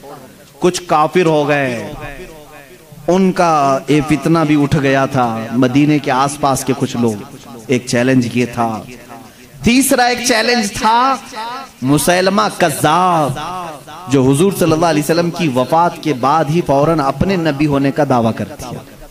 उसने कहा मैं नबी हूं मोहम्मद सल्लल्लाहु अलैहि वसल्लम, और उसने एक अच्छी खासी फौज भी जमा कर ली, पैसा था उसके पास, माल था। अब देखिए तीन मामला। ऐसे वक्त में एक तरफ ज़कात के इनकार करने वालों का फितना भी है, इनसे भी मुकाबला करना है हज़रत अबू बकर सिद्दीक को। अगर ये छोड़ दिया जाए तो ये सुराख बाद में जो है नहर बन जाएगी। एक तरफ मुसैलमा कज़्ज़ाब जो झूठे नबी होने का दावा कर रहा है, उससे भी मुकाबला करना है। और सहाबा इकराम, जाहिर सी बात है, दोनों अगर जंग छिड़ती है तो दोनों जगह फौज की जरूरत है। इस असना में हजरत अबू बकर सिद्दीक रज़ियल्लाहु ताला अन्हु उसामा बिन जैद को कहते हैं, जिस लश्कर में हुजूर सल्लल्लाहु अलैहि वसल्लम ने तुम्हें रोम या शाम भेजा था, उस लश्कर को लेकर जाओ, उस लश्कर को लेकर जाओ, उसमें 10,000 सहाबा जा रहे हैं। उस वक्त हजरत उमर फारूक ने कहा, ए अमीरुल मोमिनीन खलीफतुल मुस्लिमीन, एक तरफ ज़कात के मुनकिरीन सर उठाए हुए हैं, एक तरफ मुसैलमा कज़्ज़ाब दज्जाल नबूवत का दावा कर बैठा है। ऐसे वक्त में आप उसामा बिन जैद को 10,000 का लश्कर देकर उस जगह भेज रहे हैं। उस जंग को कैंसल कर दें, अभी उसको रुकवा दें, यहाँ सहाबा की जरूरत पड़ेगी। हजरत अबू बकर की बात देखें, कहते हैं, ए उमर तुम्हारी बात सही है, लेकिन मैं उस लश्कर को नहीं लौटा सकता जिसको रसूलुल्लाह ने रवाना किया था। हुजूर अकरम सल्लल्लाहु अलैहि वसल्लम अपनी जिंदगी के आखिरी लम्हात में जो लश्कर भेजे थे वो उसामा बिन जैद का लश्कर था। या और बात है कि हुजूर की वफात की खबर सुनकर के वो मदीने आए हैं, लेकिन उस लश्कर को रोका नहीं जाएगा, अगरचे ज़कात के मुनकिरीन और मुसैलमा कज़्ज़ाब से लड़ने में हमारे जिस्मों के चितड़े भी उड़ जाएं, मैं इस लश्कर को नहीं रोकूंगा। उसामा बिन जैद रज़ियल्लाहु ताला अन्हु को बिठाया और भेज दिया। वो सहाबा जो उस लश्कर में थे सबको भेजा कि ये मेरे नबी की आखिरी ख्वाहिश थी, आखिरी जमाने में मेरे आका ने रवाना किया था। हजरत उसामा बिन जैद को जानते हैं किस तरह रवाना कर रहे हैं। जिस उम्र में सिद्दीक अकबर थे वो 60 साल की थी। 18 साल के जवान उसामा बिन जैद सिपह सालार मुकर्रर हुए, उनको घोड़े पर बिठाया और उनके घोड़े की नाती रस्सी पकड़कर चलने लगे। खलीफतुल मुस्लिमीन है, सिपह सालार को घोड़े पर बिठाकर रस्सी पकड़कर चलने लगे। वो उतर करके आ गए नीचे, उछल करके नीचे आए। कहा, गजब हो गया, आप नीचे चल रहे हैं और मैं घोड़े की पीठ पर बैठूं। सिद्दीक अकबर रज़ियल्लाहु ताला अन्हु ने फरमाया, उसामा जल्दी से बैठ जाओ, ये न देखो कि मैं नीचे चल रहा हूं, बस ये देखो कि इस पीठ पर तुम्हें बिठाया रसूलुल्लाह ने, उस घोड़े की पुश्त पर तुम्हें अल्लाह के नबी ने बिठाया है। इसके बाद कोई और हो ही नहीं सकता तुम्हें इस पुश्त से नीचे उतार सके। ये सिद्दीक अकबर का जज्बा था। कहा, ए अमीरुल मोमिनीन आप छोड़ दें, आप रुखसत कर दें, मदीने से बाहर तक आने की आपको जरूरत नहीं, ये लश्कर रवाना हो जाएगा, आप यहाँ से खुदा हाफिज कह दें। लेकिन हजरत अबू बकर सिद्दीक रज़ियल्लाहु ताला अन्हु रस्सी पकड़कर चलने लगे। कहा, उसामा बिन जैद खिलाफत की जिम्मेदारी मेरे ऊपर आ गई, मैं मामलात संभालने में लग गया। ख्वाहिश तो मेरी भी थी कि मैं तुम्हारे साथ लश्कर में जाता, हुजूर अकरम सल्लल्लाहु अलैहि वसल्लम ने जिस लश्कर को रवाना किया उसमें मैं भी शामिल होता, लेकिन मैं जा नहीं सकता खिलाफत के मामलात को लेकर, सिर्फ रस्सी पकड़ करके इसलिए चल रहा हूं कि कल बरोज़े क़यामत जब इस लश्कर के नाम पुकारे जाएं तो सिपह सालार की घोड़े की रस्सी पकड़ने वाले में मेरा भी नाम आ जाएगा। इतनी निस्बत के लिए वो घोड़े की रस्सी पकड़ करके जा रहे थे। ऐ मेरे अजीजों, रसूल करीम सल्लल्लाहु ताला अलैहि वसल्लम, अल्लाह के हबीब सल्लल्लाहु ताला अलैहि वसल्लम से जानिसारी का जो जज्बा था वो सिद्दीक अकबर रज़ियल्लाहु ताला अन्हु के जिस्म अक़दस में बदर आतम मौजूद था। आपकी खिलाफत के पूरे मामलात मैं बयान नहीं कर सकूंगा, इसलिए कि आज मैंने चारों खुलफा को जिक्र किया है। जाहिर सी बात है, आप जानते हैं वक्त बहुत तेजी से गुजरता है और हम इससे पहले एक एक खलीफा की जिंदगी पर एक एक दिन पूरा बयान करते थे। हजरत अबू बकर सिद्दीक रज़ियल्लाहु ताला अन्हु के रोशन फतूहात में से ये है, उसामा बिन जैद को भेजा, ये भी फतह पा करके वापस लौटे और बहुत सारा माले गनीमत लेकर के आए। और एक फौज मुसैलमा कज़्ज़ाब से लड़ने के लिए भेजी। मुसैलमा कज़्ज़ाब को भी कत्ल करके वो सहाबा आए, झूठे नबी को। एक फौज मानिईन ज़कात के पीछे भेजी, उनका भी खात्मा करके वो मदीने आए। सिर्फ 1 साल के अंदर सिद्दीक़ अकबर रज़ियल्लाहु ताला अन्हु ने सारी शोरिशों को, सारे फितनों को सब खत्म कर दिया था। उस वक्त सिद्दीक़ अकबर के जज्बे को देखने का मकाम था, इसलिए कि ईमान इतना मजबूत था हज़रत अबू बकर का। वो अल्लाह की ज़ात पर ऐसा तवक्कुल करते थे, खुद बयान करते हैं, मैं पहले कभी कभार डरता था। एक मर्तबा की बात है, जब गारे सौर में मेरे आका सल्लल्लाहु ताला अलैहि वसल्लम आराम फरमाने के लिए अंदर आए, हुजूर सैयदना सिद्दीक़ अकबर ने अपने कपड़े फाड़ फाड़ करके उस गार को अंदर से बंद कर दिया था कि कोई कीड़ा मकोड़ा अंदर आकर के मेरे आका को गजन न पहुंचा सके। लेकिन एक सांप आपको डस करके अंदर आ गया, आपकी एड़ी जहां लगी थी एक सुराख पर, उसको डस करके अंदर आया। सिद्दीक़ अकबर रज़ियल्लाहु ताला अन्हु इस पूरे वाक़े के गवाह हैं, आप खुद बयान फरमाए हैं। वो सांप हुजूर सल्लल्लाहु अलैहि वसल्लम की ज़ियारत के लिए आया था, वो देखा, हुजूर को डसने के लिए नहीं, वो देख करके वापस चला गया। और सिद्दीक़ अकबर रज़ियल्लाहु ताला अन्हु के कदम पाक पर हुजूर अकरम सल्लल्लाहु ताला अलैहि वसल्लम ने अपना लुआब पाक लगाया, शिफायाबी मिली। हज़रत अबू बकर फरमाते हैं, मुझे ज़िंदगी भर एहसास ही नहीं था कि इस पैर में सांप ने काटा था कि उस पैर में काटा था। लेकिन खौफ किस बात का था, मक्का के कुफार ढूंढते ढूंढते उस गार तक भी आ गए थे, उनके पैर हमें अंदर से नजर आने लग गए। मैंने कहा, या रसूल अल्लाह, अब क्या होगा, अब क्या होगा। मुशरिकीन मक्का ढूंढते ढूंढते गार के मुंह तक आ गए थे। वो 3000 फीट ऊंचा, तकरीबन 5000 फीट ऊंचा पहाड़ है। कुफारे मक्का कदमों के निशानात देखे होंगे या जिस तरह से भी पहुंच गए। हज़रत अबू बकर सिद्दीक फरमाते हैं, दिल की धड़कनें बढ़ गई थी। मैंने सिर्फ इतना कहा, अब क्या होगा या रसूल अल्लाह सल्लल्लाहु ताला अलैहि वसल्लम। अल्लाह रब्बुल इज़्ज़त ने इस वाक़े को सूरह तौबा में जिक्र फरमाया, इज़ अख़रजहुल लज़ीना कफ़रू सानिय इस्नैनि इज़ हुमा फिल गार इज़ यक़ूलु लिसाहिबिही ला तहज़न इन्नल्लाह मअना। याद करो उस दिन को जब दो में से एक ने कहा गार में कि हमारे साथ क्या होगा, तो दूसरे साहब ने कहा, किसने? अल्लाह के रसूल ने हज़रत अबू बकर सिद्दीक के सीने पर हाथ रखा, सिर्फ एक जुमला फरमाया, ला तहज़न इन्नल्लाह मअना, घबरा मत अबू बकर, अल्लाह हमारे साथ है। इस जुमले की मानवियत और इसकी तक़वियत और इसकी अज़मत इतनी बड़ी है, मैं समझता हूँ कि मुसलमान इस एक जुमले से आसानी से ज़िंदगी गुजार सकता है। जब कभी आफत आए इतना कह देना, करोड़ों उनके साथ होंगे लेकिन मौला मेरे साथ है। ला तहज़न इन्नल्लाह मअना। आज बहुत सारे लोग हमसे ये कहते हैं, हुकूमत हमारे पास नहीं, ताकत हमारे पास नहीं, इक़्तिदार हमारे पास नहीं। बहुत सारी ताकतें दूसरों के पास हैं, उनके पास दज्जाली निज़ाम है, मीडिया उनके पास है, अखबार उनके पास है, क़ुव्वत उनके पास है, सियासत उनके पास है, सारे गुरु घंटाल उनके पास हैं। लोग कहते हैं हमारा क्या होगा, मैं सिर्फ यही कहता हूँ, सारी दुनिया उनके साथ है, अल्लाह हमारे साथ है। ला मौला लकुम वला, हम सब यही कहेंगे जो जंगे उहद में हज़रत उमर ने पुकारा था। उहद के मैदान में काफिरों ने ये कहा था, उअलु हुबल उअलु उज़्ज़ा उअलु मनात, यानी मनात उनके बुत का नाम है, हुबल उनके बुत का नाम है, उज़्ज़ा उनके बुत का नाम है। वो नारे लगा रहे थे, जय हो फलां की, जय हो फलां की, जय हो फलां की। हुज़ूर सल्लल्लाहु अलैहि वसल्लम ने सिर्फ इतना कहा, उमर उनका जवाब दो, उमर उनका जवाब दो। हज़रत उमर ने सिर्फ इतना एक गार से पुकारा था। वो कुफ़ार खुशियाँ मना रहे थे, हुजूर सल्लल्लाहु अलैहि वसल्लम के इंतकाल के बारे में अफवाह फैला चुके थे। उहद में हुजूर को कत्ल कर दिया गया, शहीद कर दिया गया है, क्योंकि आवाज़ कहीं से नहीं आ रही थी। अब बहुत हो गया था, जब वो बहुत नाचने लगे, हुजूर पाक सल्लल्लाहु अलैहि वसल्लम ने हज़रत उमर से कहा, जवाब दो। वो सब कह रहे थे मोहम्मद जा चुके, उनके साथी अबू बकर उमर जा चुके। हज़रत उमर ने उहद पहाड़ से आवाज़ दी, ए कुफ़ार, अब भी उमर जिंदा है, अबू बकर जिंदा है, मोहम्मद सल्लल्लाहु अलैहि वसल्लम जिंदा है, और तुम्हारे सीनों में गड़ते रहेंगे, तुम्हारी आंखों में चुभते रहेंगे।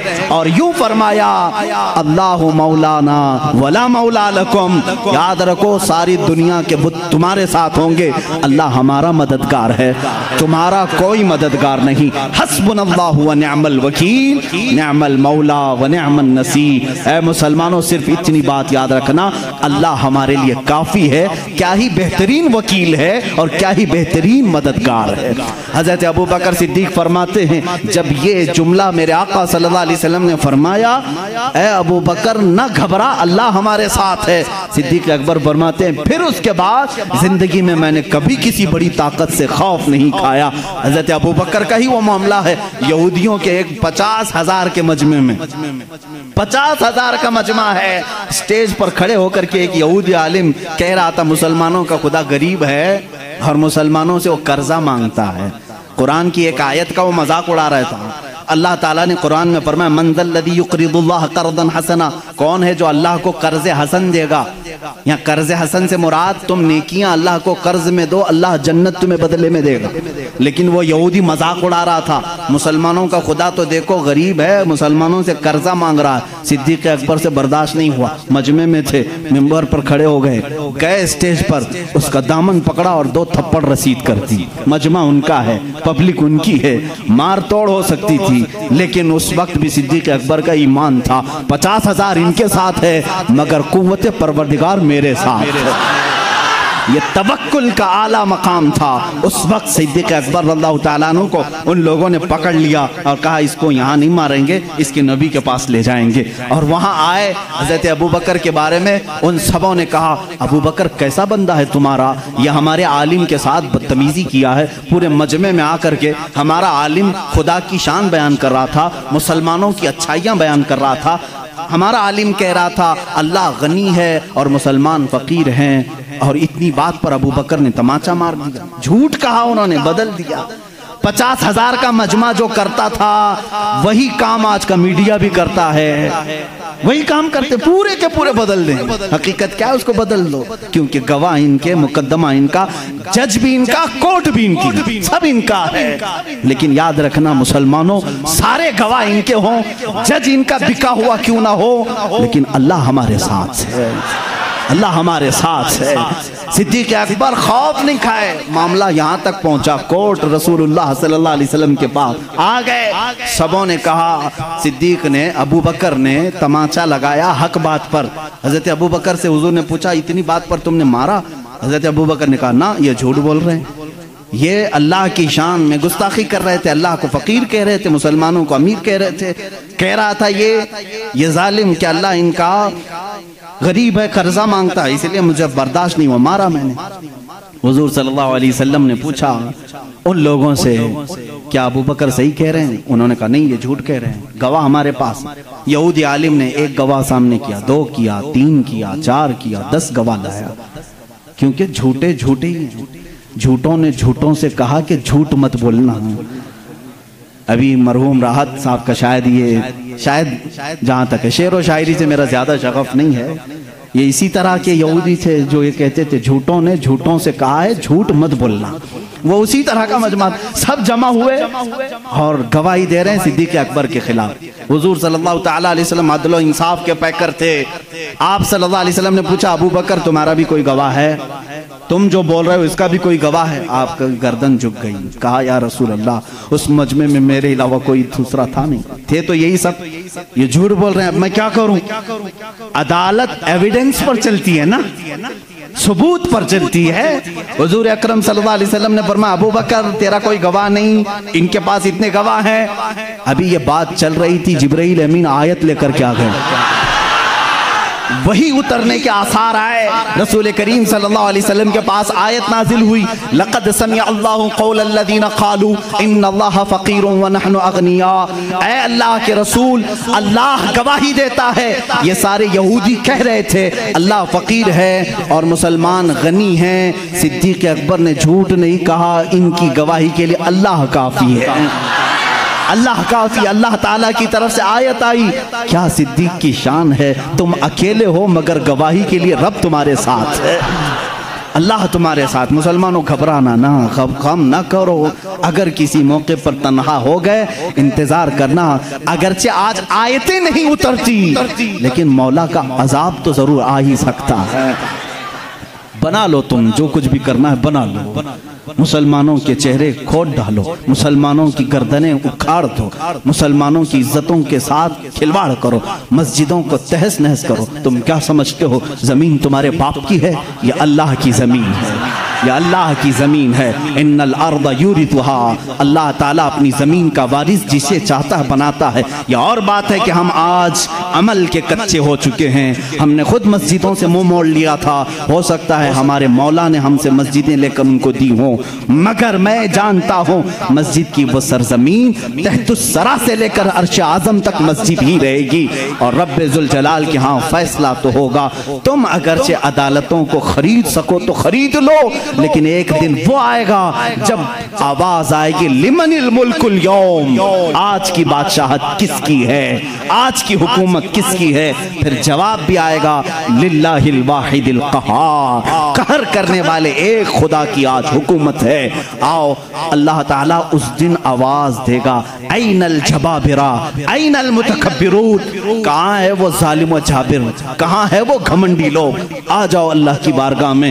उनको कहा जाएगा इनकी हैसियत चूंटी की बनाओ और इनको पूरे अहले महशर अपने पैरों से रौन करके बताएं, ताकि तुम्हारे तख्त की कोई हैसियत नहीं। हकीकत में अल्लाह रब्बुल इज्जत की शरीयत क़यामत के दिन नाफिज होगी। हम तो उस इंतजार में कट जाएगी जिंदगी। अब बात मुझे सिद्दीक़ अकबर की ज़ात से ये कहनी है, मैं मुसलमानों को तवक्कुल देना चाहता हूँ, यकीन देना चाहता हूँ। घबराओ नहीं, सारी चीज़ें भी छिन जाएं तो तुम्हारे ईमान को कोई छीन नहीं सकता जब तक तुम अपने हाथों से इसे बेच नहीं देते। अल्लाह रब्बुल इज्जत तुम्हारा हामी नासिर मददगार है। उसने कुरान में कई जगहों पर वादा फरमाया, कान हक्कन अलैना नस्रुल मुमिनीन, अल्लाह फरमाता मैंने अपने ऊपर लाजिम कर लिया है, मदद करूंगा तो मोमिनीन की मदद करूंगा, मदद करूंगा तो मोमिनीन की मदद करूंगा। मेरे अजीजों, आज भी मदद ही तो है, मदद ही तो है। अल्हम्दुलिल्लाह हम तादाद में अब खर्चे थोड़े हैं, लेकिन हमारी हैसियत ऐसी है 32 दांतों के बीच में एक जुबान कभी किसी दांत से दबती भी नहीं है, कटती भी नहीं है। अल्लाह बस ऐसे ही इस जुबान की हिफाजत फरमाए। सिद्दीक़ अकबर रज़ियल्लाहु ताला अन्हु के ईमान का मामला तो ये था, हुजूर सल्लल्लाहु अलैहि वसल्लम के बाद वो किसी को भी अजीज नहीं रखते। हुजूर सबसे अव्वल दर्जे पर, हत्ता कि अपनी बेटी सईदा आयशा सिद्दीक़ा रज़ियल्लाहु ताला अन्हा, एक बार हुजूर सल्लल्लाहु ताला अलैहि वसल्लम उनके साथ बैठे हुजरे में, बात तेजी से हो रही थी। सिद्दीक़ अकबर दाखिल हो गए और हाथ तक उठा दिया। हजरत आयशा सिद्दीक़ा से कहा, खबरदार, तुझे मालूम है तुम किससे बात कर रही हो? शौहर हैं लेकिन अल्लाह के रसूल हैं।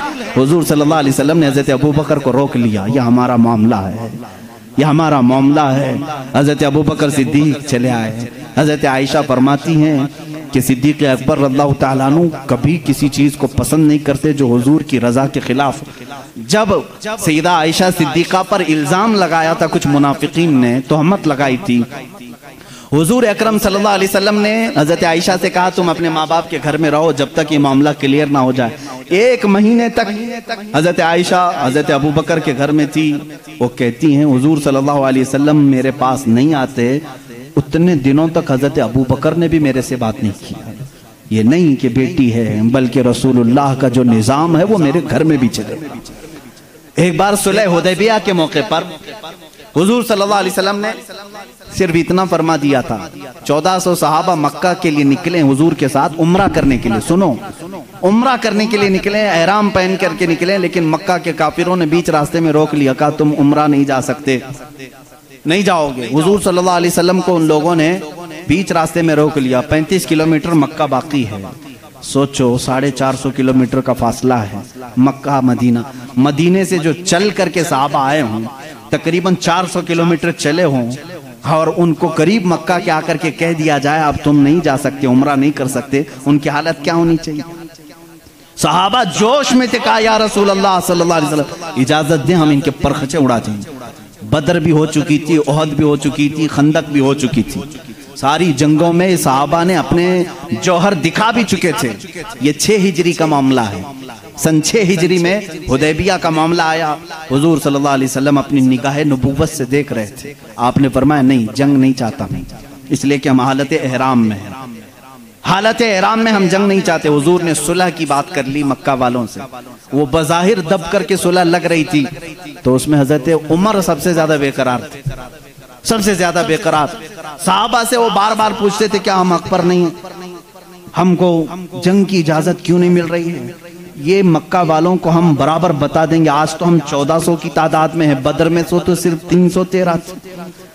हुजूर क्यों नहीं इजाजत दे रहे हैं। हुजूर सल्लल्लाहु ताला अलैहि वसल्लम ने मना कर दिया, नहीं मैं सुलहनामा लिख रहा हूँ।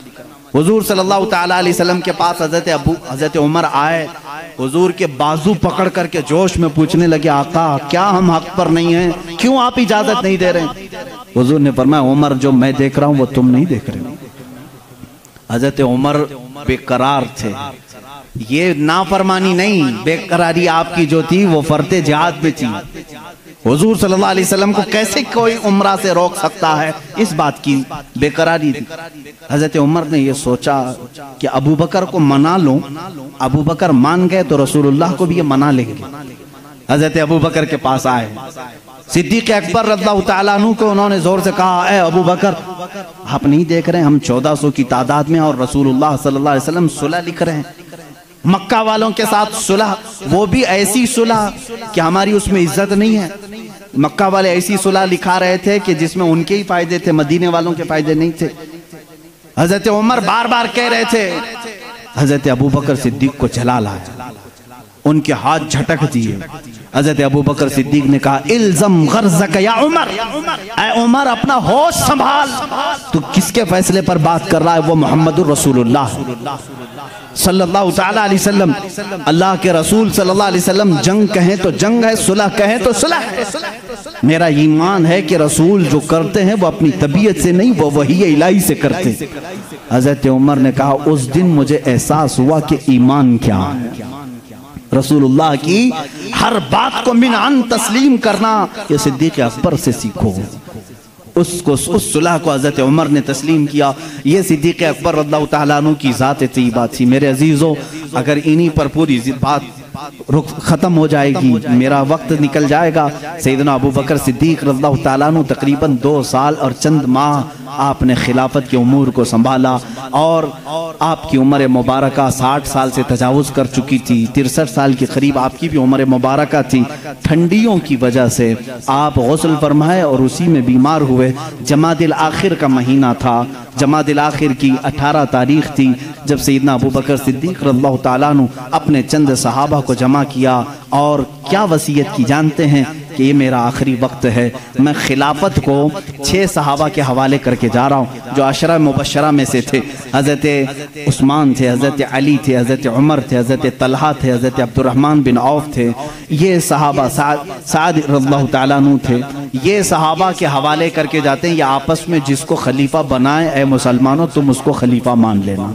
देखें खिलाफत के मामला कैसे चल रहे हैं, वो मैं आज आपको डिटेल में ले जा रहा हूँ। यह 18 जमादिल आखिर की तारीख थी जब हज़रत अबू बकर सिद्दीक रज़ियल्लाहु ताला अन्हु अपने घर वालों के साथ बैठे, आखिरी वसीयत ये करते हैं, मेरा इंतकाल हो जाए, मुझे गुस्ल दिया जाए, कफन दिया जाए, तो दफन करने से पहले मेरे जनाजे को रसूल करीम सल्लल्लाहु अलैहि वसल्लम के हुजरे के सामने लाकर रखना। हुजूर सल्लल्लाहु अलैहि वसल्लम का मज़ार अक़दस कहाँ था? आयशा सिद्दीक़ा का हुजरा था और दरवाज़ा लगता था, वो एक कमरा था, दरवाज़ा था। हज़रत अबू बकर कहते हैं उस दरवाजे के पास जनाजे को लाकर रख देना और ख़बरदार कहीं ले जा करके उठाकर दफन ना करना, बल्कि बाहर खड़े होकर के इजाज़त मांगना। ऐ अल्लाह के रसूल, तुम्हारा रफ़ीक, तुम्हारा दोस्त आपके बगल में दफन होने की इजाज़त मांगता है। अगर रसूल करीम सल्लल्लाहु अलैहि वसल्लम इजाज़त दे दे तो मुझे हुजूर के पहलू में दफन कर देना। ये हो सकता है मेरे अजीजों, इस बात को शायद वहाँ भी सुन रहे होंगे तो तड़प जाना चाहिए कि सिद्दीक अकबर ने ये नहीं कहा, साहबा ने भी ये नहीं पूछा, इजाजत कब्र वाले से कैसे इजाजत? वो रसूल पाक कब्र में है और कहने वाला कोई आम आदमी नहीं, अबू बकर सिद्दीक है, खलीफतुल मुस्लिमीन है रज़ियल्लाहु अन्हु। साहबा ने भी कुछ भी कहा नहीं।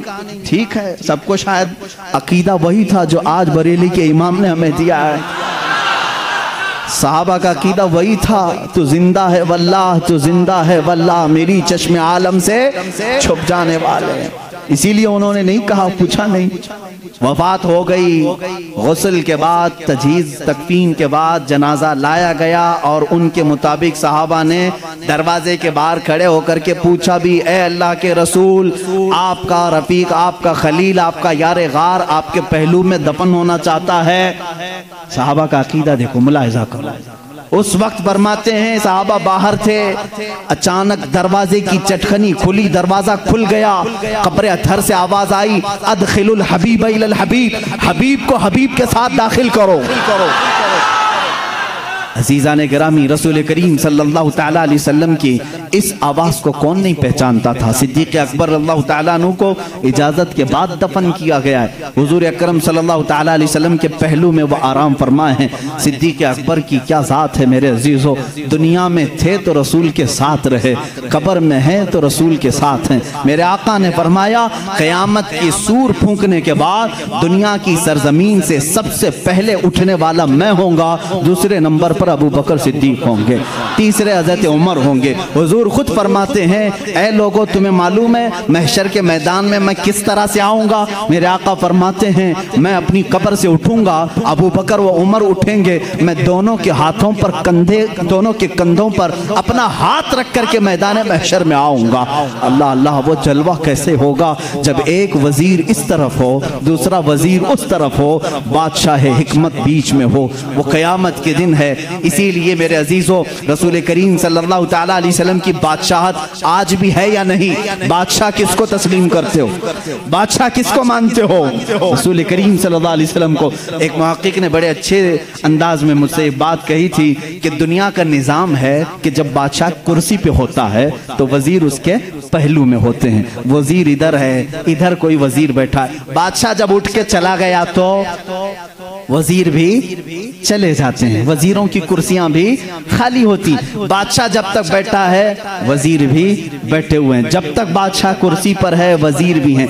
वजीरों का अगल बगल होना भी इस बात की अलामत है कि निज़ाम सल्तनत चल रहा है, निज़ाम सल्तनत चल रहा है। ऐ लोगों, तुम किस खाम ख्याली में हो? क्यों किसी की जय विजय पुकारते हो? क्यों किसी को बादशाह तस्लीम करते हो?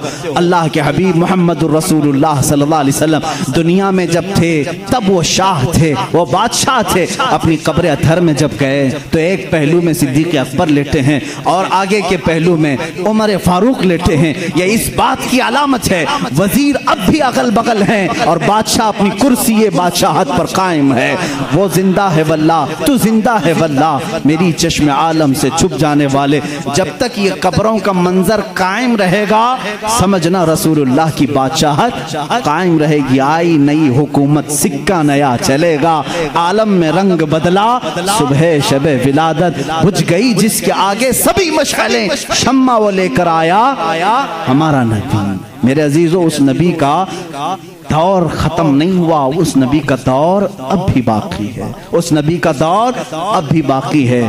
रसूल करीम सल्लल्लाहु अलैहि वसल्लम के जानिसार सहाबा सिद्दीक़ अकबर रज़ियल्लाहु तआला अन्हु की वफ़ात के बाद जो सहाबा मौजूद थे उन्होंने मशवरे से, जो 6 सहाबा थे, मशवरे से बिल इत्तेफाक सैयदना उमर इब्न खत्ताब रज़ियल्लाहु तआला अन्हु के हाथ में बैत कर ली। ये जमादिल आखिर का महीना था, 13वीं हिजरी थी। यहाँ से हज़रत उमर फारूक ने निज़ामे खिलाफत को संभाला। आपका दौर इतना सुनहरा है, इतना सुनहरा है, वो उमर जिसके आदा पे शैदा सकर, इज्जो शान अदालत पे लाखों सलाम। अजीज़ान गिरामी, उस उमर की हम बात करने चले हैं जिसके मुतालिक मेरे नबी ने खुद फरमाया, जिस रास्ते से उमर चलते हैं शैतान उस रास्ते पे नहीं आता है।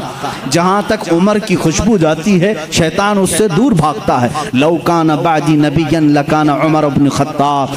हुजूर सल्लल्लाहु अलैहि वसल्लम फरमाते हैं, अगर मेरे बाद कोई नबी हो सकता तो उमर इब्न खत्ताब होते, लेकिन मैं खातमुन नबीयीन हूँ, मेरे बाद कोई नबी नहीं आ सकता। इसलिए कि उमर फारूक रज़ियल्लाहु तआला अन्हु की ज़ुबान पाक ऐसे मशवरे होते थे। कई मरतबा का मामला ऐसा है, लोग अलग अलग मशवरे देते, हज़रत उमर जो मशवरा देते थे उसी के मुताबिक कुरान की आयत आ जाती थी। अल मुवाफ़िक़ु रअयिही लिल वही वल किताब, आपका लक़ब दिया गया। पर्दे के मामला जो आया औरतों पर, यह हज़रत उमर उमर के मशवरे से आए। अजान देने के जो अल्फाज हैं ये हज़रत उमर के मशवरे से हैं। ये तमाम मामलात में हज़रत उमर ने खुद मशवरा दिया था और अल्लाह ने हुक्म भी वैसे ही नाजिल फरमाया। और हदीस में ये मिलता है कि उमर की जुबान पर अल्लाह के कलमे होते हैं। अल्लाह रब्बुल इज़्ज़त की जो सदाकत है, जो हक़ानियत है, वह हज़रत उमर फ़ारूक की ज़ुबान पर कायम होती। सैयदना उमर फ़ारूक रज़ियल्लाहु तआला अन्हु ने 10 साल खिलाफत के इस निज़ाम को संभाला। कितने? 10 साल। लेकिन आपका निज़ाम ऐसा था, आज पूरी दुनिया में लाखों उमर होंगे, लेकिन सिर्फ अगर आप उमर कहोगे तो जहन पहले उमर इब्न खत्ताब की तरफ जाएगा। लाखों उमर आए गए उसके बाद, लेकिन सिर्फ अगर उमर कहोगे या उमर फारूक कहोगे, किसी का जहन दूसरे उमर की तरफ नहीं जाता, उसी रसूल के उमर की तरफ जाता है। अपने तो अपने, गैरों ने भी मिसाल थी, गैरों ने भी मिसाल थी हिंदुस्तान की। यहाँ पर गांधी जी को आप कौन नहीं जानता? नहीं जानोगे तो विटामिन यम भी नहीं रख सकते। गांधी जी ने खुद अपने तहरीर में लिखा है, मौजूद है ये बात। मोहनदास करमचंद गांधी की बात कर रहा हूं कि मेरे पास हमारे पुराने लोगों की तारीख पेश करने के लिए कोई चीज नहीं है, क्योंकि जिन भगवानों का तज़किरा आज किया जाता है, गांधी जी ने कहा मुझे मालूम नहीं वो हकीकत में थे भी कि नहीं थे। ये मैं दूसरों की बात नहीं कर रहा हूं। इसीलिए तो गांधी जी को आरएसएस वाले नहीं मानते। हाँ, साफ बात मैं बता रहा हूं। उन्होंने लिखा है कि मुझे मालूम नहीं कि हमारे मजहब की जो शख्सियात हैं वो हकीकत में थी भी कि नहीं थी, लेकिन हिंदुस्तान की पार्लियामेंट अब कायम होगी तो जो भी संभालेगा मैं उसको 2 नाम दे सकता हूं कि उनकी तरह संभालो, एक अबू बकर, दूसरे उमर का। कहा कि ये 2 नाम खाली ख्याली नहीं है, फील्ड पर थे और करके दिखाया। गांधी जी पढ़े लिखे आदमी थे और हिस्ट्री के वो शौकीन भी रहे, जिसकी वजह से तारीख में इस तरह की दिलचस्पी थी। इन शख्सियात का हवाला क्यों दिया? कुछ लोगों ने पूछा भी, कहा कि निज़ाम खिलाफत, निज़ाम हुकूमत संभालने का मतलब ये नहीं है कि कुर्सी पर बैठे और किसी किले की फसील पर चढ़ करके सिर्फ चिल्लाए। ये निज़ाम हुकूमत संभालने का मतलब नहीं है। निज़ाम हुकूमत संभालना अगर चाहते हो, तुम्हें अगर कुर्सी पर बिठाया गया है तो दूसरी सबसे बड़ी तुम्हारी जिम्मेदारी क्या होती है, वो ये 2 खलीफा की जिंदगी में देखो। हज़रत उमर कहते हैं मैं ढूंढ करके गरीबों की मदद करना चाहता था, जो बेकस है, जो मजबूर है। मुझे मदीने में एक बूढ़ी ऐसी मिली जिसका कोई नहीं था, वो गरीब भी थी, लाचार थी। हज़रत उमर कहते मैंने सोचा इस बूढ़ी की खिदमत करूंगा इसके घर में जा करके, लेकिन किसी को पता ना चले। हज़रत उमर कहते मैं सुबह जब गया उसके घर पर, उसके घर का कचरा पूरा साफ था, बर्तन धोए हुए थे, उसका बिस्तर झाड़ा हुआ, लेकिन वो औरत अपने बिस्तर से उठने के भी काबिल नहीं थी, बूढ़ी औरत थी। हज़रत उमर कहते हैं दूसरे दिन मैं गया, फिर साफ सुथरा था। ये बूढ़ी औरत कैसे काम कर जाती है अपने घर के? तीसरे दिन वो कहते हैं मैं फजर की नमाज से पहले छुप कर देखना चाहता था यह औरत अपने हाथों से कैसे घर की सफाई करती, लेकिन वो कहते हैं मैं चौंक गया। दरवाजे पर एक कोई शख्स आया, कंबल ओढ़े हुए, जल्दी जल्दी झाड़ू झाड़ रहा है, बर्तन मांज रहा है, बिस्तर सलीके से लगा रहा है। अजान हुई और फौरन बाहर निकला। हज़रत उमर कहते हैं मैं इस असरार खादिम को देखने के लिए आगे बढ़ा, कंबल उठाया तो वो सिद्दीक़ अकबर थे, खलीफतुल मुस्लिमीन, वक्त का खलीफा। इसीलिए तो गैरों ने मुतासिर होकर के कहा दिन में अगर वो निज़ाम खिलाफत संभालते थे तो रात को अपनी रियाया की खबरगिरी भी करते थे, रात को अपनी रियाया की खबरगिरी करते थे। यही हाल सैयदना उमर इब्न खत्ताब का है। हज़रत उमर रज़ियल्लाहु ताला अन्हु गश्त करते थे मदीने की गलियों में। एक बार तो ऐसा हुआ कि मुल्के शाम से वापस आ रहे थे, हज़रत उमर एक घर के पास रुक गए। उस घर की औरत जानती नहीं थी। हज़रत उमर इस तरह से अजनबी लोगों को पूछते भी रहते थे। ये फोटो मीडिया और सोशल मीडिया का दौर भी नहीं था कि हर बादशाह का रोजाना फोटो छपना लाजिम हो, नहीं जानते थे। बहुत सारे लोग चेहरे से भी नहीं वाकिफ होते थे। हज़रत उमर वहाँ रुक गए, उस खातून से पूछा खलीफतुल मुस्लिमीन उमर इब्न खत्ताब के बारे में जानती हो? वो कहती हाँ जानती हूँ, बहुत अच्छा आदमी, लेकिन मेरी उसको खबर नहीं, मेरी उसको खबर नहीं। कहा क्यों? कहा मुझ तक उसका गल्ला पहुंचा नहीं है, मेरे घर में भी फाका है। हजरत उमर ने कहा उमर अमीरुल मोमिनीन, वो मदीने में रहता है, तेरे तक खबर कैसे पहुंचेगी? इतनी दूर तू रहती है, मुल्क शाम के रास्ते में। उस बूढ़ी औरत ने कहा अगर उसको यहाँ तक की खबर नहीं पहुंच सकती तो उसे खलीफा भी नहीं बनना चाहिए। अगर इतने दूर की किसी गरीब की खबर उसको नहीं पहुंचती तो उसे खलीफा भी नहीं होना चाहिए। हजरत उमर उस रात इतना रोए कि उनकी दाढ़ी भीग गई। सच कहा इस खातून ने, गए बाजार से सामान खरीद कर अपने कंधे पर उठा लाए और उस औरत के घर पहुंचाया। एक घर मदीने का ऐसा भी आपने देखा जहां रात को औरत अपने बच्चों को थपक कर सुलाती थी और हांडी में कुछ जल रहा होता था, आग लगी है, हांडी में पकने की आवाज आती। हजरत उमर देख रहे थे, आवाज सुन रहे थे, बच्चों को माँ कह रही सो जाओ सो जाओ, बच्चे कह रहे माँ तो रोजाना यही बोल के सुलाती है, 2 दिन से पक रहा है, कब पकता है, हम रात को भूखे सो जाते। हजरत उमर दस्तक देते हैं, उस घर वाली से पूछते हैं क्या मामला? कहा घर में कुछ भी नहीं। फिर ये हांडी में क्या है? कहा पानी और पत्थर रखी हूं बच्चों को बहलाने के लिए कि इसी आस में सो जाएंगे। हजरत उमर रज़ियल्लाहु ताला अन्हु फरमाते हैं मुझे इसकी खबर नहीं हुई। बैतुल माल में गए, पूरा थैला उठाया आटों का, अनाज का, अपने कंधे पर लेकर निकले। उनके गुलाम ने कहा ये हमें दे दें, हम लेकर चलते हैं। सख्ती से कहा क़यामत के दिन क्या तू मेरे अमाल का बोझ उठा पाएगा? मुझे उठाने दे। लेकर क्या है, नकाब बांधे हुए थे अपने चेहरे पर। उस खातून से कहा मैं रोटियां पकाता हूँ। घर में दाखिल होकर आटा गूंधा, रोटियां पकाई, बच्चों को जगाया, उनका मुंह धोया और रोटियां उन्हें परोसने लगे। वो खातून की आंखों में आंसू आ गए। कहा तुझ जैसा फरिश्ता अल्लाह ने उतारा है, मेरे घर कई दिनों के बाद ग़िज़ा आई है। उस खातून से हजरत उमर ने पूछा उमर के बारे में तुम्हारा क्या ख्याल है? उमर के बारे में तुम्हारा क्या ख्याल है? वो कहती है बहुत नेक है, खलीफा रसूल है, लेकिन क्या करूं, मुझ जैसी गरीब की फरियाद शायद उस तक नहीं पहुंची। अगर मेरे बच्चे भूखे मर गए तो मैं क़यामत के दिन ये शिकायत जरूर करूंगी। हजरत उमर हिचकियां लग गई, जोर से हिचकियां आ गई हजरत उमर को। वो खातून कहने लगी मेरे भाई तुझे क्यों इस बात का खौफ है, तुझे क्यों इस बात का डर है, तू क्यों रो रहा है? हजरत उमर जिनकी आंखें लाल हो चुकी थी, गम की वजह से बदन पे कपकपी थी, नकाब हटाया। उस खातून को कहा उमर इब्ने खत्ताब मैं ही। वो खातून मचल गई और कहा ऐ रब्बे जुल जलाल तू गवाह हो जा, मैं उमर की यहाँ पर भी गवाही देता हूँ और क़यामत के दिन भी गवाही दूंगी कि अगर किसी गरीब की खबरगिरी कोई कर सकता है तो वो उमर इब्ने खत्ताब है। 1 साल पूरे मदीने में कहत आ गया, वो पूरे साल तक हजरत उमर फारूक ने सालन नहीं खाया, सालन नहीं खाया, रोटी को पानी में भिगोते थे, खाते थे। लोग कहते थे आप क्यों नहीं खा रहे हैं, आप खलीफा हैं? कहते थे कहत का दौर है, पता नहीं कौन भूखा है और कौन खाया है। मैं उस वक्त तक नरम नहीं खाऊंगा जब तक मेरी पूरी रियाया खुशहाल ना हो जाए। हजरत उमर का ये निजाम था, जिसके बाद हालात ऐसे हो गए। सिर्फ 2.5 साल के बाद, सिर्फ 2.5 साल की खिलाफत के बाद मदीने के हालात ये थे मेरे अजीजों, मदीने वाले अपनी ज़कात लेकर बाहर आते थे, लेने वाला कोई नहीं था। ज़कात लेने वाला कोई नहीं, सब ज़कात देने वाले थे। सिद्दीक़ उमर इब्ने खत्ताब रज़ियल्लाहु ताला अन्हु ने इतना कैपेबल कर दिया था। हज़रत मुआज़ बिन जबल यमन से वहाँ का माले गनीमत मदीने में भेजते हैं हज़रत उमर के पास कि मदीने के गुरबा और मसाकिन में ये बांट दें। बहुत माल आया था।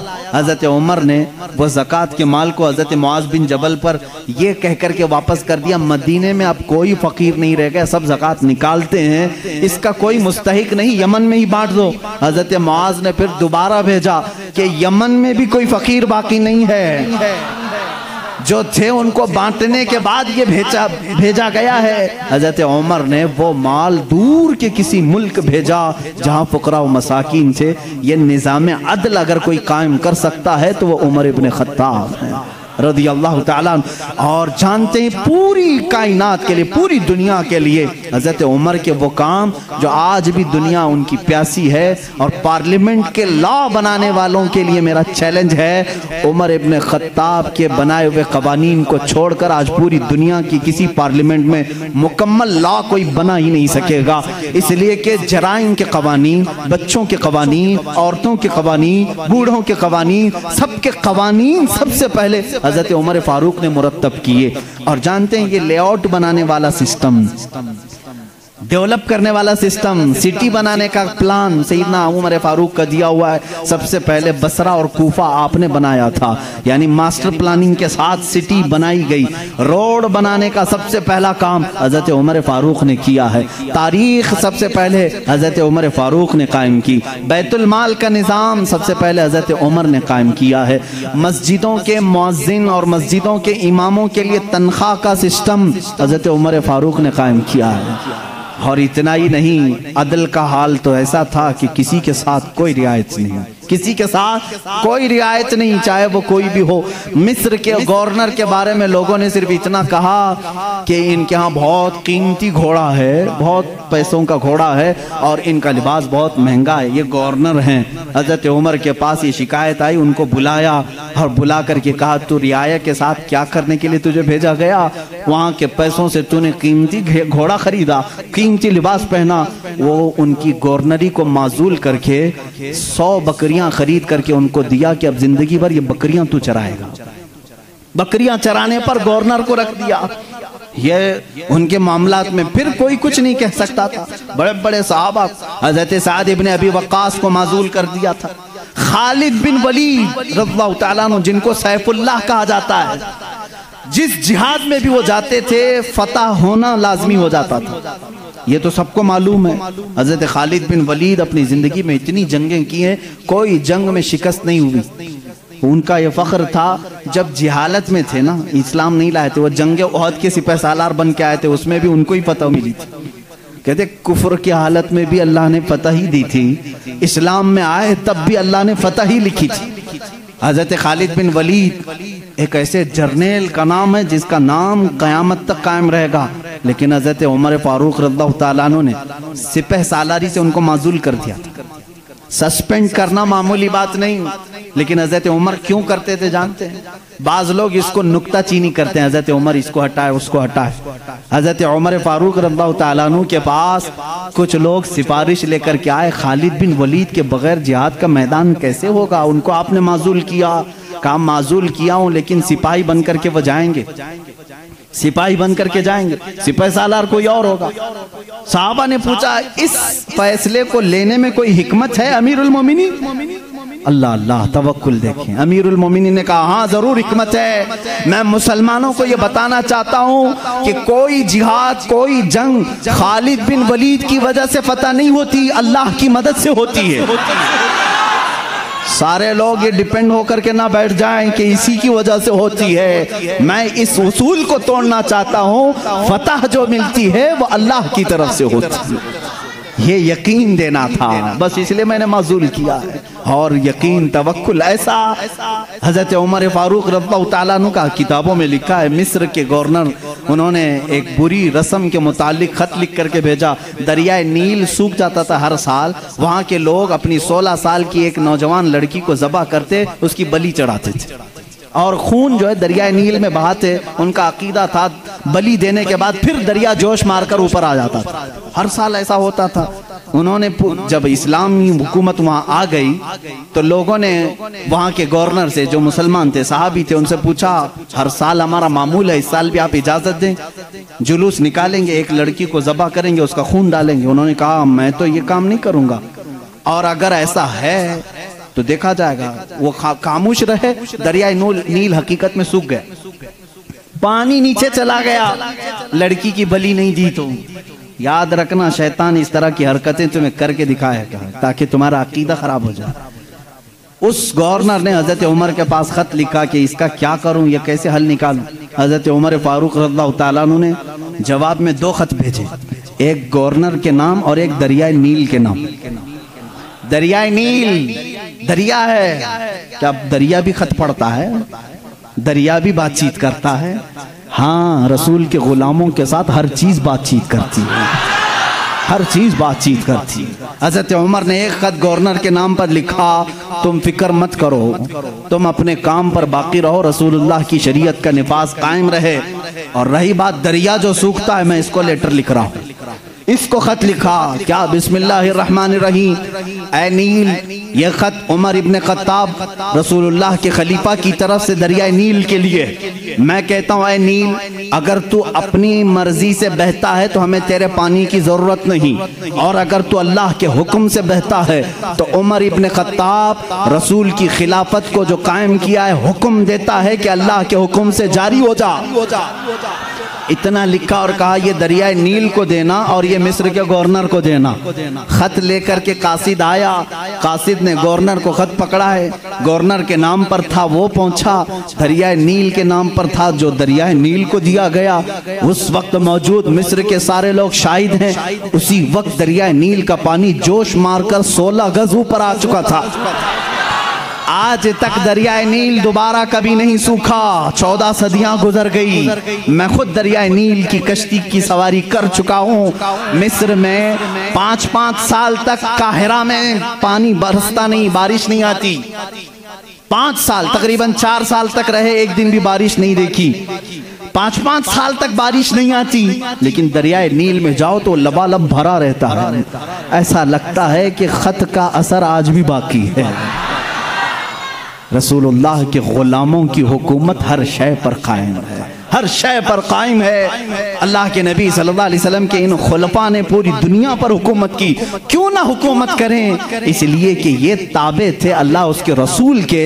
तो अल्लाह ने ये वादा किया है, इन तंसुरुल्लाह यंसुरकुम, अगर तुम अल्लाह के दीन की मदद में लगे रहो, अल्लाह पूरी कायनात को तुम्हारी मदद में लगा देगा, तुम्हारी मदद में लगा देगा। वो सहाबा कैसे थे जो मेडिटेरियन सी आज भी मौजूद है, बहरे मुतवस्सित, अरब से यूरोप में जाना था। कुछ सहाबा इकराम वो भी हैं जिन्होंने एक दरिया के पास आकर घोड़े रोक लिए। दरिया सामने, समंदर है, उधर के कंट्री में जाना है, कश्तियां किसी के पास नहीं।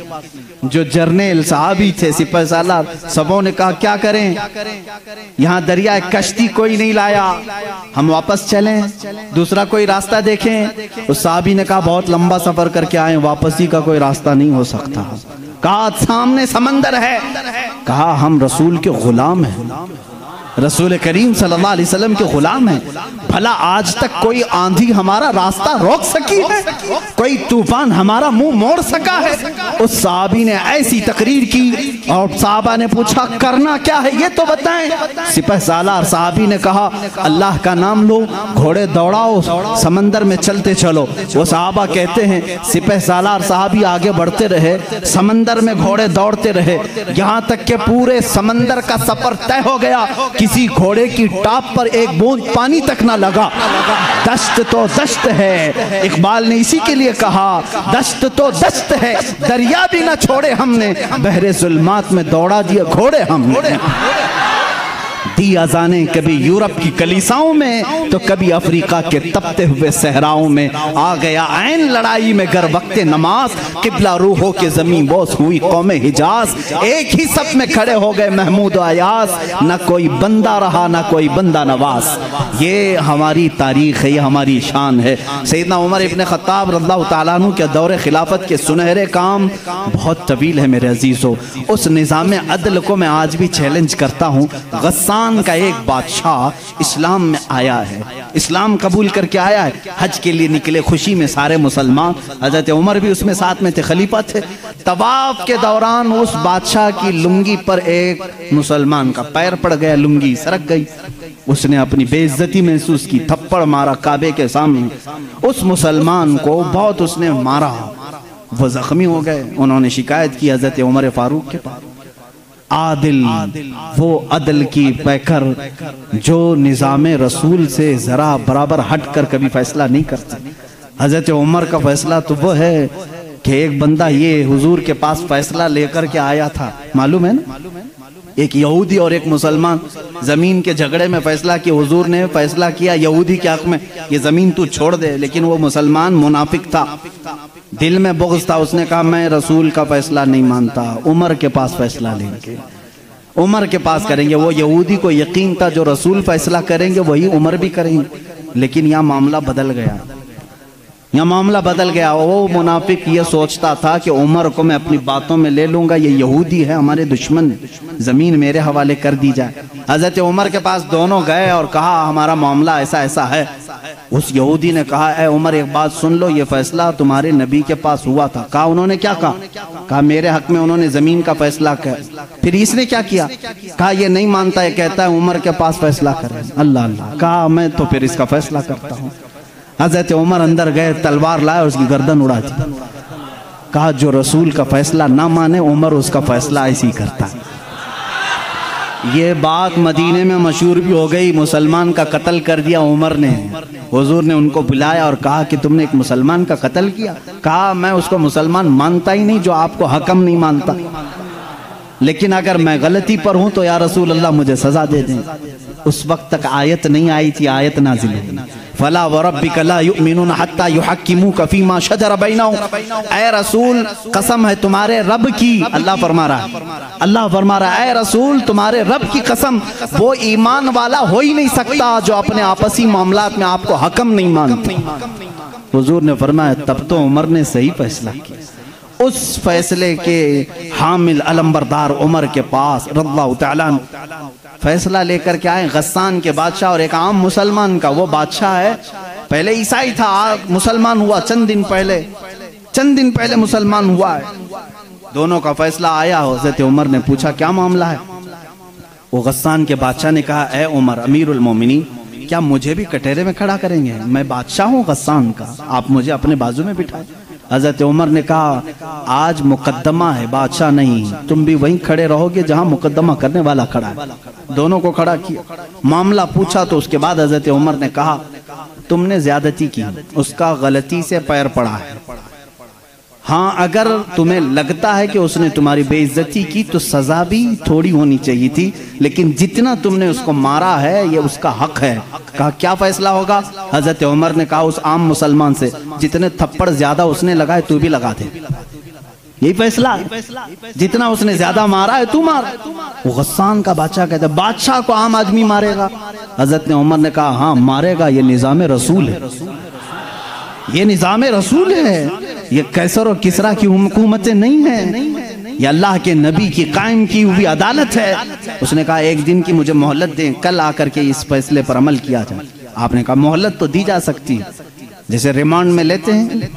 उसको छोड़ा गया, लेकिन वो बादशाह फरार होकर के भाग गया और इस्लाम भी छोड़ दिया, मुर्तद होके चला गया। हज़रत उमर ने उस दिन कहा, कुछ लोग कहने लगे हज़रत उमर उसके हक में बात करते तो बादशाह आज मुसलमान रहता। ऐसी कुछ बातें भोली भाली लोग करते हैं, ऐसा करते तो अच्छा होता, ऐसा नहीं करना चाहिए था। हज़रत उमर ने जलाल में कहा इस तरह के 1000 छोड़कर जाएं तो जाएं, लेकिन निज़ाम रसूल का एक हर्फ भी मैं अपने हाथ सामने से जाने नहीं दूंगा। अदल के तकाज़ों को पूरा मैं हमेशा होता रहने दूंगा। ये सैयदना उमर फारूक की अदालत थी। ये आज पीस एंड जस्टिस की बात करते हैं, उन लोगों से बात करते हैं जिनके पास उमर जैसी अदालत है। ऐ मेरे अजीजों, अदालत के नाम पर आज बड़ा धब्बा है। यहाँ पर बहुत सारे मामला हो सकता है, बहुत सारे लोग मेरे ऊपर इस बात का भी केस कर दें कि ये हद की अदालत है, अदालत की बेइज्जती करता है। हो सकता है मेरे अजीजों, मैं उस अदालत की इज्जत करता हूं जहां अदालत होती है।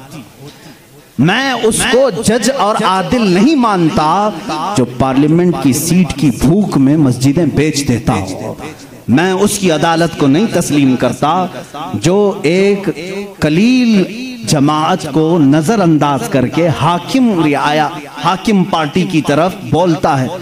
मेरे अजीजों, ऐसे लोग दुनिया में बहुत सारे आए जो ज़मीर फरोश होते हैं, ज़मीर फरोश होते हैं।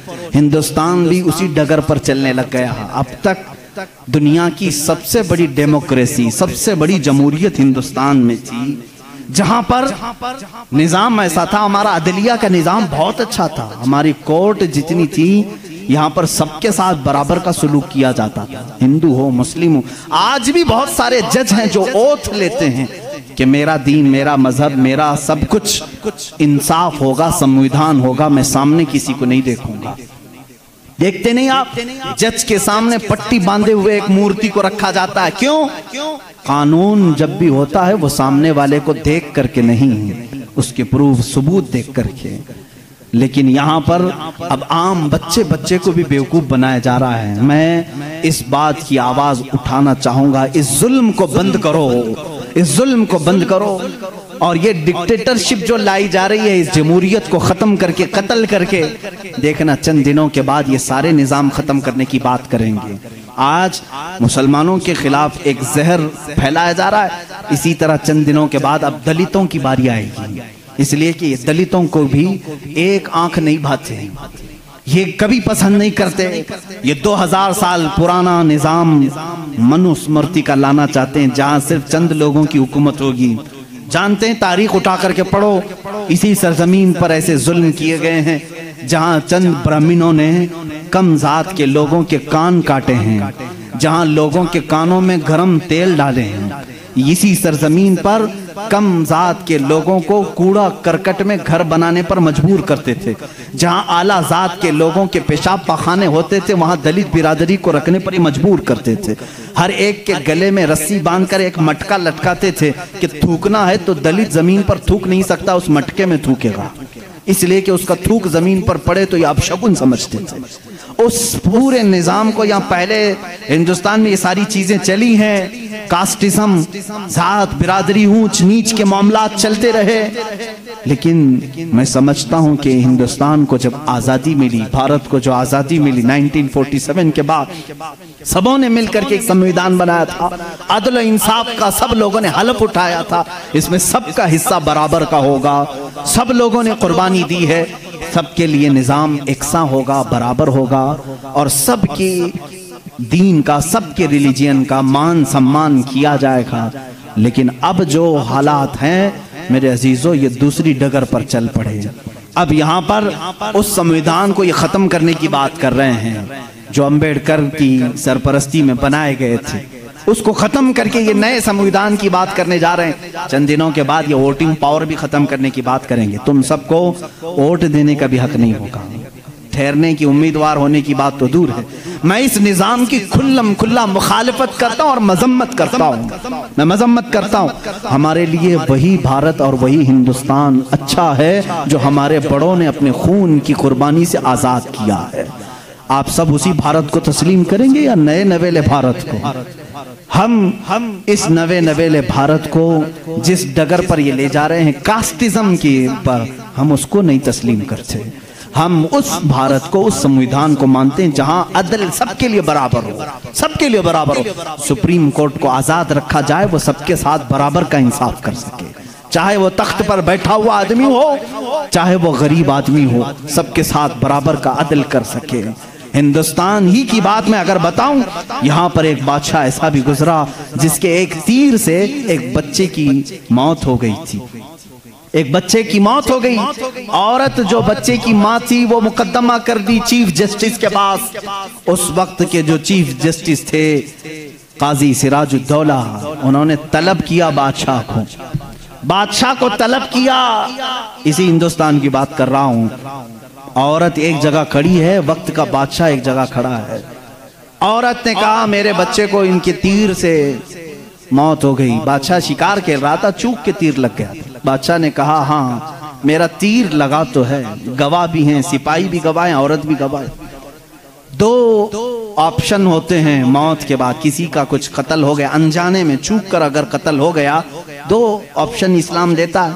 उस औरत को काजी ने कहा तेरे पास दो ऑप्शन है, चाहे तो अपने बच्चे की मौत पर दियत ले ले, कुछ पैसे ले ले बादशाह से और उसे माफ कर दे, या चाहे तो जान के बदले जान ले ले। बादशाह की जान भी ले सकती है। काजी ने फैसला सुना दिया, ये नहीं कि बादशाह को छोड़ देना है, दोनों ऑप्शन औरत के ऊपर। वो औरत ने जब देखा कि अदल का ये पैकर इस्लामी निजाम है, बादशाह के तीर लगा है और काजी सही सही फैसला दे रहा है, उस औरत ने कहा अगर ये काजी आज इस तरह का सही फैसला दे रहा है तो इस तरह के बादशाह की वजह से ही, बादशाह ऐसा होगा इसीलिए काजी ऐसा है। उस औरत ने कहा मैं इस बादशाह की जान बख्शती हूँ, मेरे बच्चे के लिए जो दियत बनती है वो बादशाह मुझे दे दे। बादशाह ने जितनी दियत बनती थी उससे ज्यादा उसे दिया। और जब ये मामला खत्म हुआ तो बादशाह काजी के पास आया, काजी के पास आया और अपना जुब्बा खोला, उसमें खंजर था। खंजर निकाला, कहा काजी, वो उस वक्त के सुप्रीम कोर्ट का चीफ जस्टिस था काजी। बादशाह क्या कहता जानते हो? मुझे जब पता चला मेरे ऊपर मुकदमा है और मुझे मालूम था मेरे तीर से एक बच्चा फौत हुआ है, मैं आज कोर्ट में आ रहा था, मैं साथ ही खंजर लेके चला। काजी ने पूछा क्यों लेके चले? कहा मैं ये देखना चाहता था कि अगर फैसला कुरान और हदीस के मुताबिक हो तो ठीक है मैं मान लूं, और जरा बराबर अगर बादशाह का ख्याल करके काजी ने किया तो इसी खंजर से काजी को कत्ल कर दो। बादशाह ने यह कहा, काजी मुस्कुराया और अपने गद्दे से उठ गया और चादर हटाई, नीचे बहुत बड़ा कोड़ा था। कहा बादशाह तुम्हें मालूम है मैं आज पहली मर्तबा इस कुर्सी पर आने के बाद, इस गद्दे पे आने के वक्त कोड़ा नीचे लेकर बैठा हूं। कहा क्यों? कहा मैंने उसी वक्त तय कर लिया कि बादशाह को कटहरे में खड़ा करूंगा और फैसला कुरान और हदीस के मुताबिक सुनाऊंगा। अगर बादशाह मान लिया तो ठीक, वरना मैं इस कोड़े से उसे मनवाऊंगा। ये निजाम इस्लाम था, यादल के तकाजे थे। वो उमर इब्ने खत्ताब के दौर के भी सुनहरे वाक़यात इस्लाम ने हमें हर जगह सिखाए हैं। ए मेरे अजीज भाइयों, अपने घर में भी अदल करना सीखो। जहां तुम्हें अल्लाह ने जितना इख्तियार दिया अदल के साथ पेश आओ। अपने मजदूरों के साथ अदल करो, अपनी बीवियों के साथ अदल करो, अपने बच्चों के साथ अदल करो। याद रखो क़यामत के दिन तुमसे सब चीज़ों का सवाल होगा। अगर तुम्हारे 4 बच्चे हैं, चारों में से अगर किसी के साथ ऊंच नीच किया तो सारे तुम्हारे आमाल इकारत हो जाएंगे, गैरत हो जाएंगे। एक बच्चे के साथ भी तुम नाइंसाफी नहीं कर सकते, सारे के साथ बराबर का सलूक करो। अगर किसी की 2 बीवियां हैं तो फरमाया गया अदल का तकाजा पूरा करो। माँ बाप अगर दोनों हैं तो दोनों के साथ अदल का तकाजा पूरा करो। ये नहीं कि माँ की तरफ झुकाव हो गया, बाप को गालियां देता है, या बाप की तरफ हो गया, माँ को कोसता है। ना, सबके साथ अदल इस्लाम सिखाता है। तुम अगर किसी कंपनी के मालिक हो, फैक्ट्री के मालिक हो, मजदूरों के साथ अदल करो, इसलिए कि क़यामत के दिन इससे भी तुम्हारा सवाल होगा। अदल इस्लाम सिखाता है। वो उमर इब्ने खत्ताब रज़ियल्लाहु तआला अन्हु की ज़िंदगी पाक से हमें मिले हैं। मेरे अजीज़ों, मुझे वक्त ताख़ीर से यहाँ तक पहुँच चुका है और मैं समेटूंगा तो मैं समझता हूँ उस्मान इब्ने अफ़्फ़ान और हैदर कर्रार रज़ियल्लाहु तआला अन्हुमा की ज़ात के साथ नाइंसाफ़ी हो जाएगी। और मैं कतान ये नहीं चाहता कि उन बुजुर्ग हस्तियों के साथ जहाँ एक ज़ुन्नूरैन है तो दूसरा हैदर कर्रार है, जिनकी ज़ात 2 जुमलों में कंप्लीट नहीं हो सकती, 2 बातों में मुकम्मल नहीं हो सकती। इसलिए थोड़ी सी कुर्बानी के साथ कल की एक और रात हम इंशाअल्लाह इन खुलफा की ज़िंदगी पर गुफ्तगू करेंगे। इसलिए कि मेरा मामूल तो ये था, कल का दिन मैंने पूरे अहले बैत के लिए वक्त करना था, लेकिन खुलफा राशिदीन की बात के बाद इंशाअल्लाह अज़ीज़ अहले बैत अतहार की भी ज़िंदगी हम जिक्र करेंगे। इन 2 हस्तियों की मैंने मुख्तसर झलकियाँ आपके सामने रखी। खुलासा कलाम, जिंदगी में 2 बातें आज लेकर के जाओ, एक सिद्दीक की सदाकत, दूसरे उमर की अदालत। अगर ये जिंदगी में आ गई तो समझ लो इकबाल ने क्या कहा है जानते हैं? शायर मशरिक कहते हैं सबक पढ़ फिर सदाकत का, अदालत का, सखावत का। सबक पढ़ फिर सदाकत का, अदालत का, सखावत का। लिया जाएगा काम तुझसे दुनिया की इमामत का, लिया जाएगा काम तुझसे दुनिया की इमामत का। मतलब ये है जिसके अंदर 3 चीजें आ गई, सिद्दीक की सदाकत आ गई, उमर की अदालत आ गई, उस्मान की सखावत आ गई, तो फिर कोई उसे फिक्र की जरूरत नहीं। अब कौम उससे इमामत का ही काम लिया करेगी, इसलिए कि वो हर एक का इमाम बनने के काबिल होगा जिसके अंदर ये 3 चीजें आ गई, सदाकत, अदालत और सखावत। आज इन 3 चीजों के ऊपर मेहनत करो मेरे अजीजों। सदाकत का तकाजा ये है, हक बोलो, हक पर कायम रहो।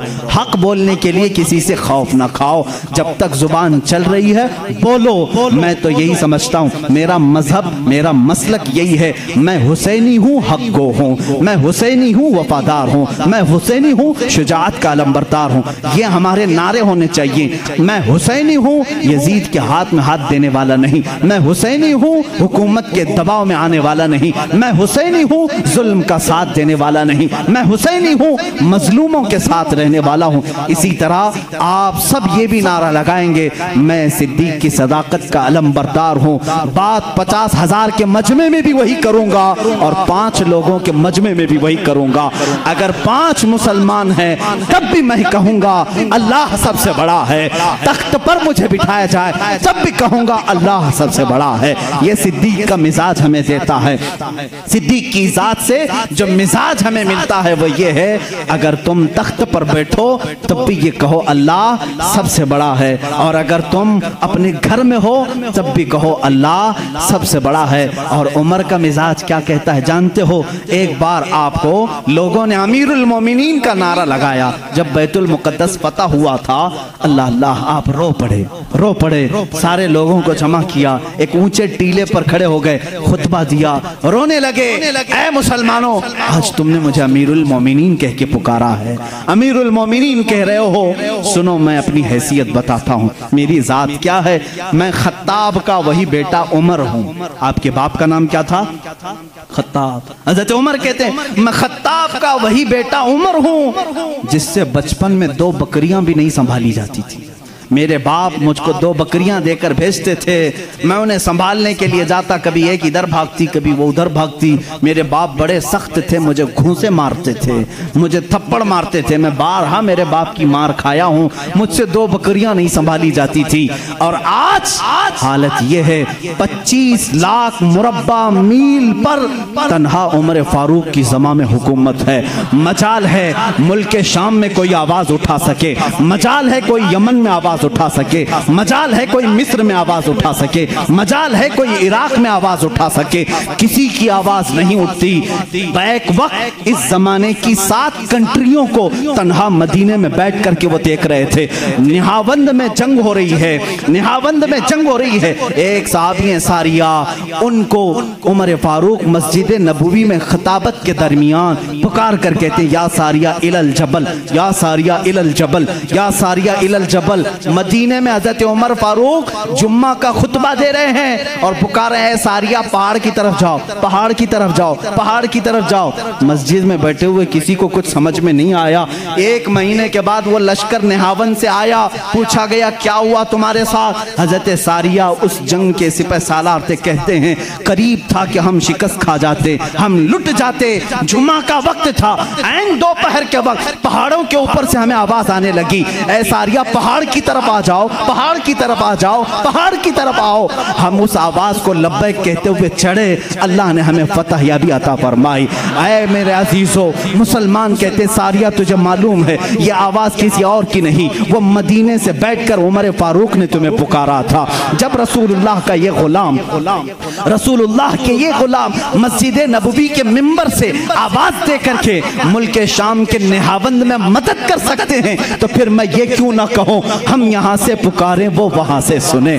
मुस्तफा की समाअत पे लाखों सलाम, दूरों नजदीक के सुनने वाले वो कान, काने लाले करामत पे। यह हमारा अकीदा है। बरेली के इमाम ने जो अकीदा दिया वो बरेली का नहीं, वो मदीने का अकीदा है, वो मदीने का अकीदा है, वो सहाबा का अकीदा है। बात मैं ये कह रहा था, हज़रत उमर ने क्या मिजाज दिया जब आपको अमीरुल मोमिनीन पुकारा गया। उन्होंने कहा मैं वही खत्ताब का बेटा हूँ जिससे 2 बकरियां नहीं संभाली जाती थी। आज 25 लाख किलोमीटर मुरब्बा, स्क्वायर किलोमीटर में तन्हा संभालता हूँ। जानते हो ऐ सहाबा, ऐ ताबईन, ऐ मोमिनीन, किस वजह से? इसलिए कि पहले मैं खत्ताब का बेटा था, अब रसूल का गुलाम हूँ।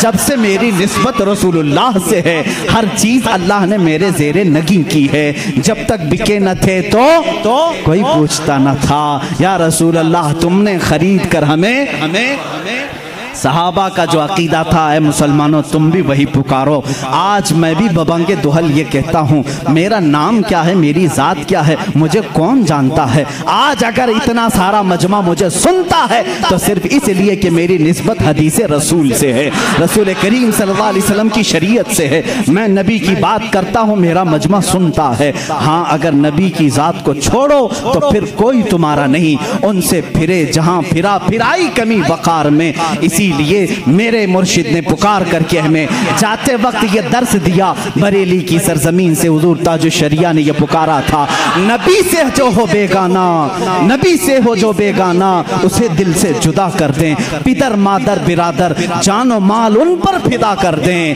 जिंदगी ये नहीं किसी की किसी के लिए, जिंदगी है नबी की नबी के लिए। ना समझ मरते हैं जिंदगी के लिए, अरे जीना मरना है सब कुछ नबी के लिए, जीना मरना है सब कुछ नबी के लिए। इस जिंदगी पर चलोगे तुम्हारा बाल बेका भी नहीं होगा इंशाअल्लाह लजीज। अगर आफतें आती हैं तो आए, इसलिए कि मैं ये भी कहता हूँ तूफान मेरे अज़्म का कर रहा है तवाफ, और लोग ये समझते हैं कश्ती भंवर में है, हमारी कश्ती भंवर में नहीं, ये तूफान हमारे अज़्म का तवाफ कर रहे हैं। अगर हम जेल में जाते हैं तो पुकार करके कहते हैं, ऐ मुज़फ़्फ़र, ऐ मुक़य्यद, मुज़फ़्फ़र को मुक़य्यद ना समझना ऐ सय्याद। हमारे बड़े बुजुर्ग हैं कचोचा मुकद्दसा के सैयद मुज़फ़्फ़र हुसैन साहब, उनको जब जेल में कैद किया गया था तो उन्होंने जेल के अंदर से आवाज़ दी थी, मुज़फ़्फ़र को मुक़य्यद ना समझना ऐ सय्याद। ये मेरी असीरी भी सुन्नत आबाई है, ये मेरे आबा व अजदाद की सुन्नत है, मैं अदा करने आया हूँ। अगर मेरा कत्ल होता है, मेरे टुकड़े होते हैं, तब भी मैं कहूँगा मैं तो खुबैब की सुन्नत पर दुनिया से जा रहा हूँ, मैं तो खब्बाब इब्न अरत की सुन्नत पर जा रहा हूँ। आओ जालिमो, जलाना चाहते हो जलाओ, अंगारे दहकाओ। हम ये कहेंगे आज बिलाल की सुन्नत पर अमल हो गया। अगर तुम काटना चाहते हो काट लो, हम कहेंगे अब्दुल्ला बिन जहश की सुन्नत पे अमल हो गया। अगर तुम हमें उतारना चाहते हो उतारो, इसलिए कि हमें तो मालूम है उमर इब्न खत्ताब जैसे आदिल हुक्मरान को भी मस्जिद नबवी शरीफ में खंजर मार करके कत्ल किया गया था। आप जब नमाज की हालत में थे, फज्र में जालिम ने खंजर मारा और एक रकात आप पढ़ा चुके थे, वो शहीद हुए। 26 जिलहिज्जा को आपको खंजर मारा गया था, 1 मुहर्रम को आपकी शहादत हुई। इसलिए मुसलमानों, हम मौत से डरते हैं, मौत से नहीं डरते। मैं सिर्फ यही जज्बा बेदार करना चाहता हूँ, जिसके पास सिद्दीक की सीरत होगी, उमर की सीरत होगी, उस्मान व हैदर रज़वानुल्लाहि अलैहिम अजमईन की सीरत होगी, वो बेखतर कूद पड़ेगा आतिश नमरूद में। इश्क अक्ल भी महव तमाशाए लबे बाम है अभी। इसलिए हम कहते हैं आज भी जो हो इब्राहिम सा ईमान पैदा, आग कर सकती है अंदाजे गुलिस्तां पैदा। अब आखिरी ये मेरा मैसेज है, उठो कुव्वते इश्क से हर पस्त को बाला कर दो, कुव्वते इश्क से हर पस्त को बाला कर दो, दहर में नामे मोहम्मद से उजाला कर दो। कि मोहम्मद से वफा तूने तो हम तेरे हैं, ये जहां चीज है क्या लौह कलम तेरे हैं, नहीं तेरा नशीमन कसरे सुल्तानी के गुंबद पर है मुसलमान, तू शाहीन है बसेरा कर पहाड़ों की चट्टानों पर। वाखिर दावाना अल्हम्दुलिल्लाहि रब्बिल। वो उमर जिसके आदा पे शैदा सक़र, उस खुदा दोस्ते हजरत पे लाखों सलाम। तर्जुमाने नबी हम जुबाने नबी, तर्जुमाने नबी हम जुबान। जाने शाने अदालत पे लाखों सलाम, मुस्तफ़ा जाने रहमत पे लाम।